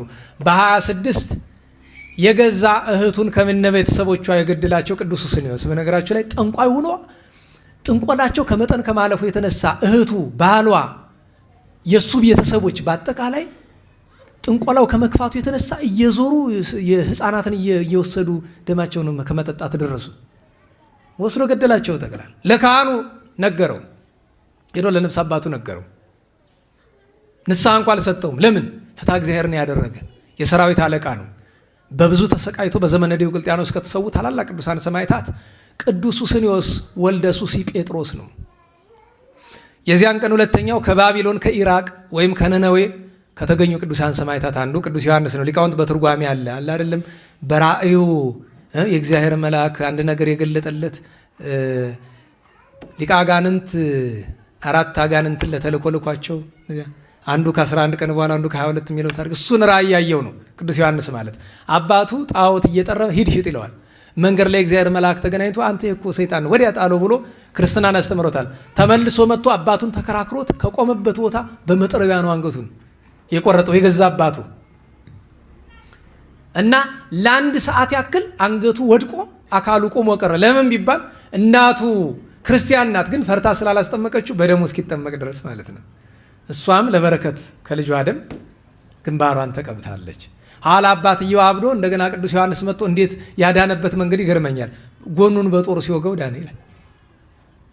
ለምን ቢባል አንድ ለሰራው ነገር ቅጣት፣ ሁለተኛ ነገር የወጋው እሱን ሳይሆን ረቂቁን ጠላት ስለሆነ ረቂቅ ነገር የሚወጋ ረቂቁን ነገር ስለሆነ ነው። እነዚህ ዓመታዊ በዓላቸው ነበረ። ትናንት 27 ነው። ታላቁ ቅዱስ ፊቅጦር ነበረ። ጉባኤ ነበርን። ትናንት ተነጋግረን ተርከናል።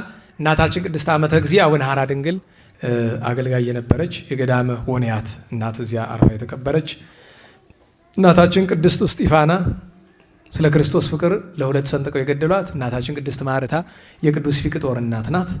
እንደዚሁም እናታችን ቅድስት ክርስቶስ ክብራ ኢትዮጵያዊት እናት ናት። የታላቁ ጻድቅ የገብረ ናዝራዊ እናት ናት። ዛሬ አባታችን ቅዱስ ሜሌዎስ የደብረ ኮራሳት በገዳም በንጽህና በድንግልና ሳለ የኮራሳት ንጉሥ ልጆች መጥተው በቀስት ነድፈው ገለውት እነሱንም በኋላ እግዚአብሔር በሚቀጥለው ቀን ቀስፏቸዋል። የቅዱስ ሜሌዎስ ግን ከሰማዕትነቱ በፊት አንድ ታሪክ ነበረ። ያው አንድ የሞተ ሰው ከመንገድ ላይ አግኝቶ ሌላኛውን ሰው አንድን መነኩሴ ይዘው አንተን የገደልከው ይሉታል። መነኩሴውን ኧረ እኔ አይደለሁም ቢል የሚያምነው ያጣል። ማን ይደርሳል? ቅዱስ ሜሌዎስ። ተውት እሱ አይደለም የገደለ እና ማን ነው ሲሉት ቆይ ልጠይቀው የሞተውን ብሎ ጸሎት አድርጎ የሞተውን አስነሳው። ማን የገደለ ቢለው እገሌ የሚባል እንትን ነው ብሏል። እንትን ታውቃላችሁ? እንዴት ዋላችሁ? እንትን አታውቁም? በቃ እገሌ የሚባል እንትን ነው የምላችሁ። ያው አገልጋይ የቤተክርስቲያን አገልጋይ እንደዚህ አይነት ነው እንትን ለዚያ ማዕረግ። ምክንያቱም በአንድ ክፉ አገልጋይ ምክንያት ሌላው ሁሉ የክህነቱ ማዕረግ ከሚዋረድ እንትን እምለው። ኋላ ግን ያ ሞቶ የተነሳው ከማረፉ በፊት ምን አለ? ከዚያ ሰውዬ እኔን ገሎ ገንዘቤን ከወሰደው ሰውዬ ተቀበልና ለቤተሰብ ይስጥልኝ አለ። ተኛ ዝም ብለህ አንተ አንሰ ይኮንኩ መኮንን ከፋሌ ነው። እኔ ገንዘብ ምድለድል መኮንን ዳኛ አይደለም፣ ዝም ብለህ ተኛ አንተ አለው። አረፈ። እና ይሄ ቅዱስ ነው። ሌላኛው ዛሬ እስላሞቹ እናት ስለሰለመች አንተም ካልሰለምክ ብለው እስላሞች በግብፅ በነገሱበት ወራት በሀገረ መቅሱር አሰቃይተው የገደሉት ቅዱስ ብስጣውሮስ ነው። ብስጣውሮስ ብሂል መስቀል ይላል። ብስጣውሮስ ማለት በአንድ ቋንቋ መስቀል ማለት ነው። በእኛ በግዙ መስቀል ጸልቦ እያለ የተለያየ እንደሚጠራው ማለት ነው። እና እግዚአብሔር ሁሉንም በረከት ያሳድርብን። እነ ቅዱስ ዋሲሊኮስም አሉ። ነገ 29 ነው። ከሰባ አርድእት ቅዱስ አርስጦስ፣ የኢየሩሳሌም ኤጲስቆጶስ አባ አካክዮስ የዋ፣ ከሰማዕታት አባ ገምሶ፣ በ30 ወንጌላዊ ቅዱስ ማርቆስ፣ ታላቁ ወንጌላዊ ቅዱስ ማርቆስ፣ እናቱ ቅድስት ማርያም ዓመታዊ በዓሏ ነው። እሷም በአንድ እግዝእትነ ማርያም ወላዲተ አምላክ ልደቷ ነው። ልደታ ለማርያም ከ33ቱ ባህሎቿ ሁሉ የመረጠቻት ትልቋ ባህል ልደቷ ናት። እንግዲህ ጎንደር ልደታ ብዙ ነው ያለ። በዚህም ልደታ አለ። በዚህ በቅዱስ ያሬድ ገዳም ወደታች ብሎ ልደታ አዲስ ቤተክርስቲያን አለ። ዋናዋ ልደታ ቀበሌ 16 አለች። ፊት ሚካኤል ቤተክርስቲያን ቅድስት ልደታ ትከበራለች። እንደገና ከሁሉ የምትቀድመው ደግሞ ጎንደር አንደኛ በታሪክ ከሁሉ የምትቀድም አሮጌ ልደታ ናት። ከልደታዎች ብቻ አይደለም ከሌሎቹ በሙሉ የምትቀድም አሮጌ ልደታ አለች። ጠዳ መስመር ላይ ያለችው ብዙ ልደታዎች አሉን። ያን ቀን አባ ሕርያቆስ ቅዳሴ ማርያም የደረሰበት መታሰቢያ ነው። ቅዱስ በርቶሎሜዎስ ኤጲስቆጶስ አለ። አባታችን ጻድቁ አቡነ ቀውስጦስ የመሃግሉ ኢትዮጵያዊ ጻድቅና ሰማዕት ልደታቸው ነው። ኢያቄም ወሐናን እናስባለን። በሁለት ቅዱስ ጻድቅ ተአጋሲ ኢዮብ ዓመታዊ በዓሉ ነው። አባ ቴዎድሮስ ጻድቁ የአባ ጳኩሚስ ረድ ዓመታዊ ረፍት በዓሉ ነው። በሶስት ቅዱስ ያሶን ከ72ቱ አርድእት አንዱ ነው። እናታችን ንግሥት ወለተ ማርያም የአፄናኦድ ሚስት ናት። አባ ብሶይ ከሀገረ ቤልጌት እሱም ዓመታዊ በዓሉ ነው። ሳምንት ስንት ነው የሚሆን? 5 ነው የሚሆን። ቅዱሳን ሐዋርያት ማህበር አለ አይደል? ስለዚህ በ4 ቀድሞ ይሆናል። በ4 ምንድን ነው በዓሉ ካሏችሁ ኢትዮጵያዊ ጻድቅ ታላቁ አቡነ መልከ ጼዴቅ ሶሲማና ኖዳ የቅዱስ ፊቅጦር ተከታዮች የነበሩ አባ አድሃኒ ከአቡነ ተክለ ሃይማኖት ቅዱሳን ደቀ መዛሙርት አንዱ፣ አባ ዮሐንስ የሚባል ክቡር ሊቀ ጳጳሳት። እነዚህ ሁሉ ዓመታዊ በዓላቸው ነው። ቸር መድኃኔዓለም ይቅርታውን ምሕረቱን ይላክልን። በመከራ በግፍ ያሉ ብዙ ናቸውና መከራውን ግፉን ያርቅላቸው። ጠላት ክፋት የሰለጠነበት ጊዜ ነውና በጠላት በክፋት የተያዙትን ሁሉ መድኃኔዓለም በቸርነቱ ያድንልን። ለምስጋና እንነሳ።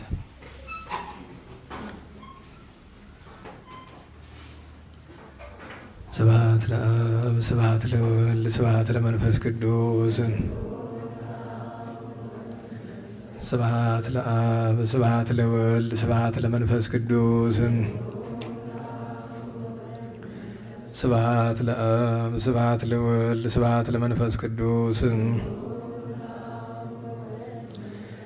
ስብሐት ለእግዝእትነ ማርያም ድንግል ወላዲተ አምላክ ስብሐት ለመስቀለ እግዚእነ ኢየሱስ ክርስቶስ ክርስቶስ በምሕረቱ ይዘከረን አመዳግም ምጽአቱ እያስተሐፍረን ለሰቦተ ስሙ ያንቀሐነ ወበአምልኮቱ ያጽንዓነ እግዝእትነ ማርያም አይርይ ጸሎተነ ወአስተስሪ ኩሎ ኃጢአተነ ቅድመ መንበሩ ለእግዚእነ ለዘአብልዐነ ዘንተ ኅብስተ ወለዘአስተየነ ዘንተ ጽዋዓ ወለዘሰርዐ ለነ ሲሳየነ ወአራዘነ ወለዘተአገሰ ለነ ኩሎ ኃጢአተነ ወለዘወሃበነ ሥጋሁ ቅዱሰ ወደሞ ክቡረ ወለዘአብጽሐነ እስከ ዛቲ ሰዓት መላለም ምሕረቱ ናምሎቱ ስብሐት ወአኮቴተ ለእግዚአብሔር ልዑል ወለወላዲቱ ድንግል ወለመስቀሉ ክቡር ይትአኮቶ ይሰብሐ ስሙ ለእግዚአብሔር ወትረ በኩሉ ጊዜ ወበኩሉ ሰዓት ስብሐት ለአብ ወወልድ ወመንፈስ ቅዱስ ይእዜኒ ወዘልፈኒ ወለዓለመ ዓለም አሜን።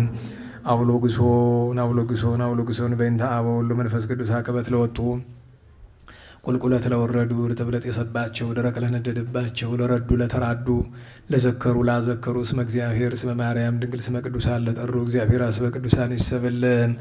ጸሎተ እግዝእትነ ማርያም እንበል።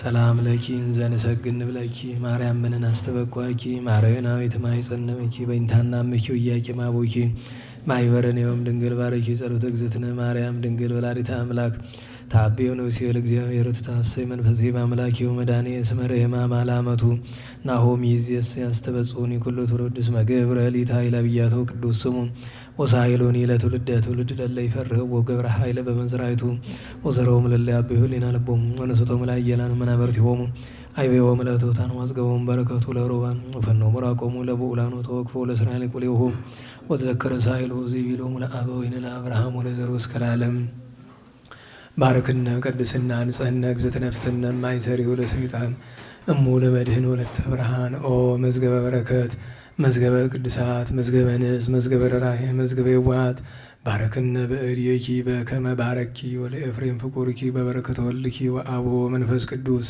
ስብሐት ለአብ ወወልድ ወመንፈስ ቅዱስ ለዓለሙ ለዓለመ ዓለም። እንደ ቸርነት አቤቱ ማረን አቤቱ ማረን እንደ ምሕረትህም ይቅርታን ስጠን ይቅርታን ስጠን ከኃጢአቴ አንጻኝ ከክፉ በደሌም ከብዙ በደሌም ለዚያች ክፉ ኃጢአት እንዳልሆናት ሎሌ እንዳልሆናት ሎሌ እኔን ሳበሳዬን በደሌን ሳውቀው ክፋቴን ሳውቀው ከቶስ የሚያድነን ቸርነት ነው በጎነት ነው። አንተን ብቻ በደልሁ ክፉ ማደረግው ክፉ ማደረግም አሁን ይቅር በለኝ ከፊት ከፊት ወደቅ ከፊት ወደቅ ከፊት ወድቄ ስለምን አንተን ስማጸን አንተን መውደቄን ተመልከት አምላከ ብርሃን አምላከ ሰላም አሁን ትባርክ ዘንድ ማኅበራችንንም ጸሎታችንንም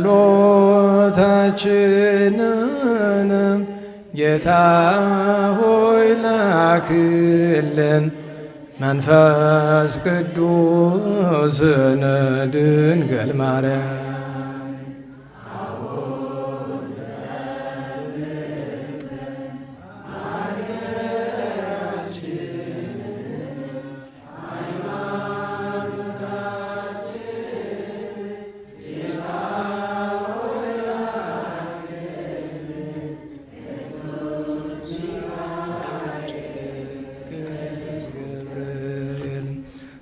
አባታችን ሆይ በሰማያት የምትኖር ስምህ ይቀደስ፣ መንግሥትህ ትምጣ፣ ፈቃድህ በሰማይ እንደሆነች እንዲሁም በምድር ትሁን። የዕለት ምግባችንን ስጠን ዛሬ፣ በደላችንም ይቅር በለን እኛም የበደሉንን ይቅር እንደምንል። አቤቱ ወደ ፈተና አታግባን፣ ከክፉ ሁሉ አድነን እንጂ መንግሥት ያንተ ናትና፣ ኃይል፣ ክብር፣ ምስጋና ለዘላለሙ። እመቤታችን ቅድስት ድንግል ማርያም በመልአኩ በቅዱስ ገብርኤል ሰላምታ ሰላም እንልሻለን። በሐሳብሽ ድንግል ነሽ፣ በሥጋሽም ድንግል የአሸናፊ እግዚአብሔር እናቱ ሰላምታ ለአንቺ ይገባሽ። ከሴቶች ሁሉ ተለይተሽ አንቺ ቡርክት ነሽ፣ የማኅፀንሽም ፍሬ ቡሩክ ነው። ጸጋን የተመላሽ ቅድስት ሆይ ደስ ይበልሽ፣ ልዑል እግዚአብሔር ከአንቺ ጋር ነውና ከተወደደ ልጅሽ ከጌታችን ከመድኃኒታችን ከኢየሱስ ክርስቶስ ዘንድ ይቅርታና ምሕረትን ለምኝልን ኃጢአታችንን ይቅር ይለን ዘንድ ለዘላለሙ አሜን። ክብር ምስጋና ይሁን አንድ አምላክ ለሆን ለአብ ለወልድ ለመንፈስ ዛሬም ዘወትርም ለዘላለሙ አሜን። ቸሩ መድኃኔ ዓለም ስለነበረን ጊዜ ቅዱስ ስሙ የተመሰገነ ይሁን፣ የተመሰገነ ይሁን። አሜን። እንግዲህ ያው አቡነ ብትሉ ጥሩ ነበር። ያው መቼስ በቤተ ክርስቲያን ትልልቅ አባቶች እያሉ እኛ ማለቱ ይከብዳል እና ያው መቼም ትሕትናውን በልክ ቢሆን ጥሩ ነበር። መምህር የሁለት የሶስት ነገር መምህር ስለሆኑ መቼስ ድምፅ ማጉያ ሁልጊዜ የምላቸው አንድ ምሳሌ ያለ አይደለም። በቤተ ክርስቲያን አንድ ምሳሌ አለ። ሊቃውንት ጥይቱን፣ እኛ ጅራፉን እንመስላለን። በጣም ትውልዱን የሚያስደነግጠው ከጥይቱ ይልቅ ጅራፍ ሆነ። ጅራፍ ግን ይጮሃል፣ ይመታል። ንገሩኝ፣ ሙያ ይዘጋል አይዘጋም? ጥይትሳ ያደማል። ለመጥፎው ትርጉም ሳይሆን ለበጎ ማለት ነው። እና በእውነት አባቶቻችን ያው እነርሱ እውቀት አጥሯቸው አይደለም እዚህ የሚመጡት። የትኛውም ጉባኤ የእግዚአብሔር ጉባኤ ከሆነ ዘንድ መሳተፉ በረከት ስላለው ቃለ እግዚአብሔር ስለማይጠገብ ነው። ቀድሞ ዘመን ዶክተር አየለን ታውቃላችሁ፣ ትሰማላችሁ? ዶክተር አየለ የሊቃውንት ኮከብ ይባላሉ። ዶክተር አየለ መምህራቸው ማን ይባላሉ? ጌታው ህሩይ ይባላሉ። የቤተልሔሙ እና አዲስ አበባ ሄደው እያለ የንታ ዶክተር አየለ ብሉዩን ከ3 ቦታ ሐዲሱን ከ3 ቦታ ሊቁን ከ3 ቦታ ነው የተማሩት።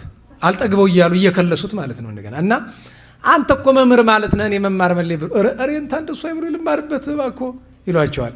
ኋላ ግን የሚያስገርመው ነገር ጌታው ህሩይ በዘመኑ ሊቀ ሊቃውንት ናቸውና ዶክተር አየለ ሲተረጉሙ ጌታው ህሩይ ተደብቀው ተሸፋፍነው ቁጭ ቃል እግዚአብሔር ለማዳመጥ ማለት ነው። ይገርመኛል እኮ በዚያ ሁሉ ያሉ ሊቃውንት እንደዚያ ነውና እንዲያው መቼም ብዙ ጊዜ አይታችሁ ከሆነ ትንሽ ፊደል ቆጠርነ ስንል ሌላ ቦታ ሄዶ መማር እንኳን የበታች እኩያችን ሲያስተምረ መማር ውርደት ነው የሚመስለን እና ይሄ የትሕትና ስራ ነው። ግን ዞሮ ዞሮ እነሱ ቢጠቀሙ ነው ጊዜም ማንም ሰው ጉባኤው እግዚአብሔር ከሆነ ዘንድ የቸሩ መድኃኔዓለም ከሆነ ዘንድ ማለት ነው። እና እግዚአብሔር ሊቃውንትን ያሰንብትልን፣ የሞቱትን አጥንታቸውን ያለምልምልን። በእውነቱ ለዛሬ በዚህ ይብቃን። እንቅፋት ሳይመታን እሾህ ሳይወጋን ኃጢአት ሳይሰለጥንብን በደልም ሳይገዛን የብርሃን መላእክት በፊት በኋላ በቀኝ በግራ እየጠበቁን ለጊዜ ወደ ቤታችን ለፍጻሜው ተስፋ ወደምናደርጋት መንግሥተ ሰማያት ከተከፈተች ገነት ከተነጠፈች ረፍት ከአባቶቻችን ርስት ሁላችን በሰላም ያደርሰን። የሚቀጥለው ሳምንት ማክሰኞ ነው እንዳትረሱ። ስብሐት ለእግዚአብሔር ልዑል ወለወላዲቱ ድንግል ወለመስቀሉ ክቡር ዘወሳይል አሜን።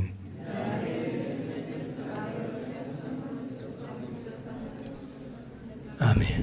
የመሸባችሁ መሄድ ትችላላችሁ።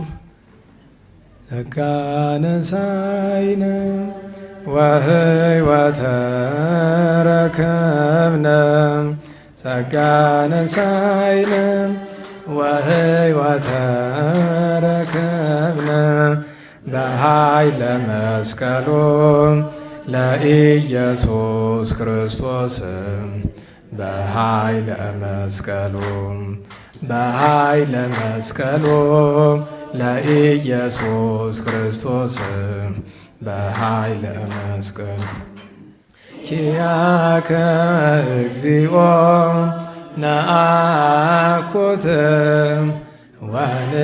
ወንሴብሐከ እግዚአብሔር ኪያከ እግዚኦ ነአኩት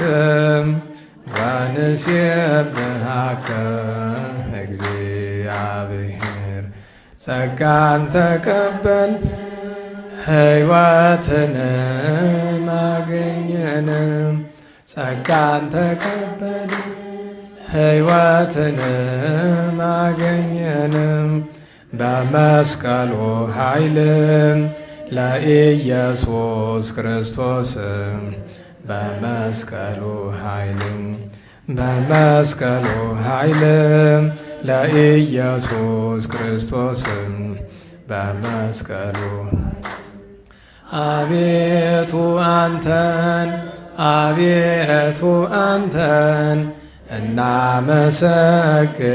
እናመሰግንሃለን እግዚአብሔር አቤቱ አንተን አቤቱ አንተን እናመሰግንሃለን እግዚአብሔር። ቸሩ መድኃኔዓለም በሰላም ያሳድረን።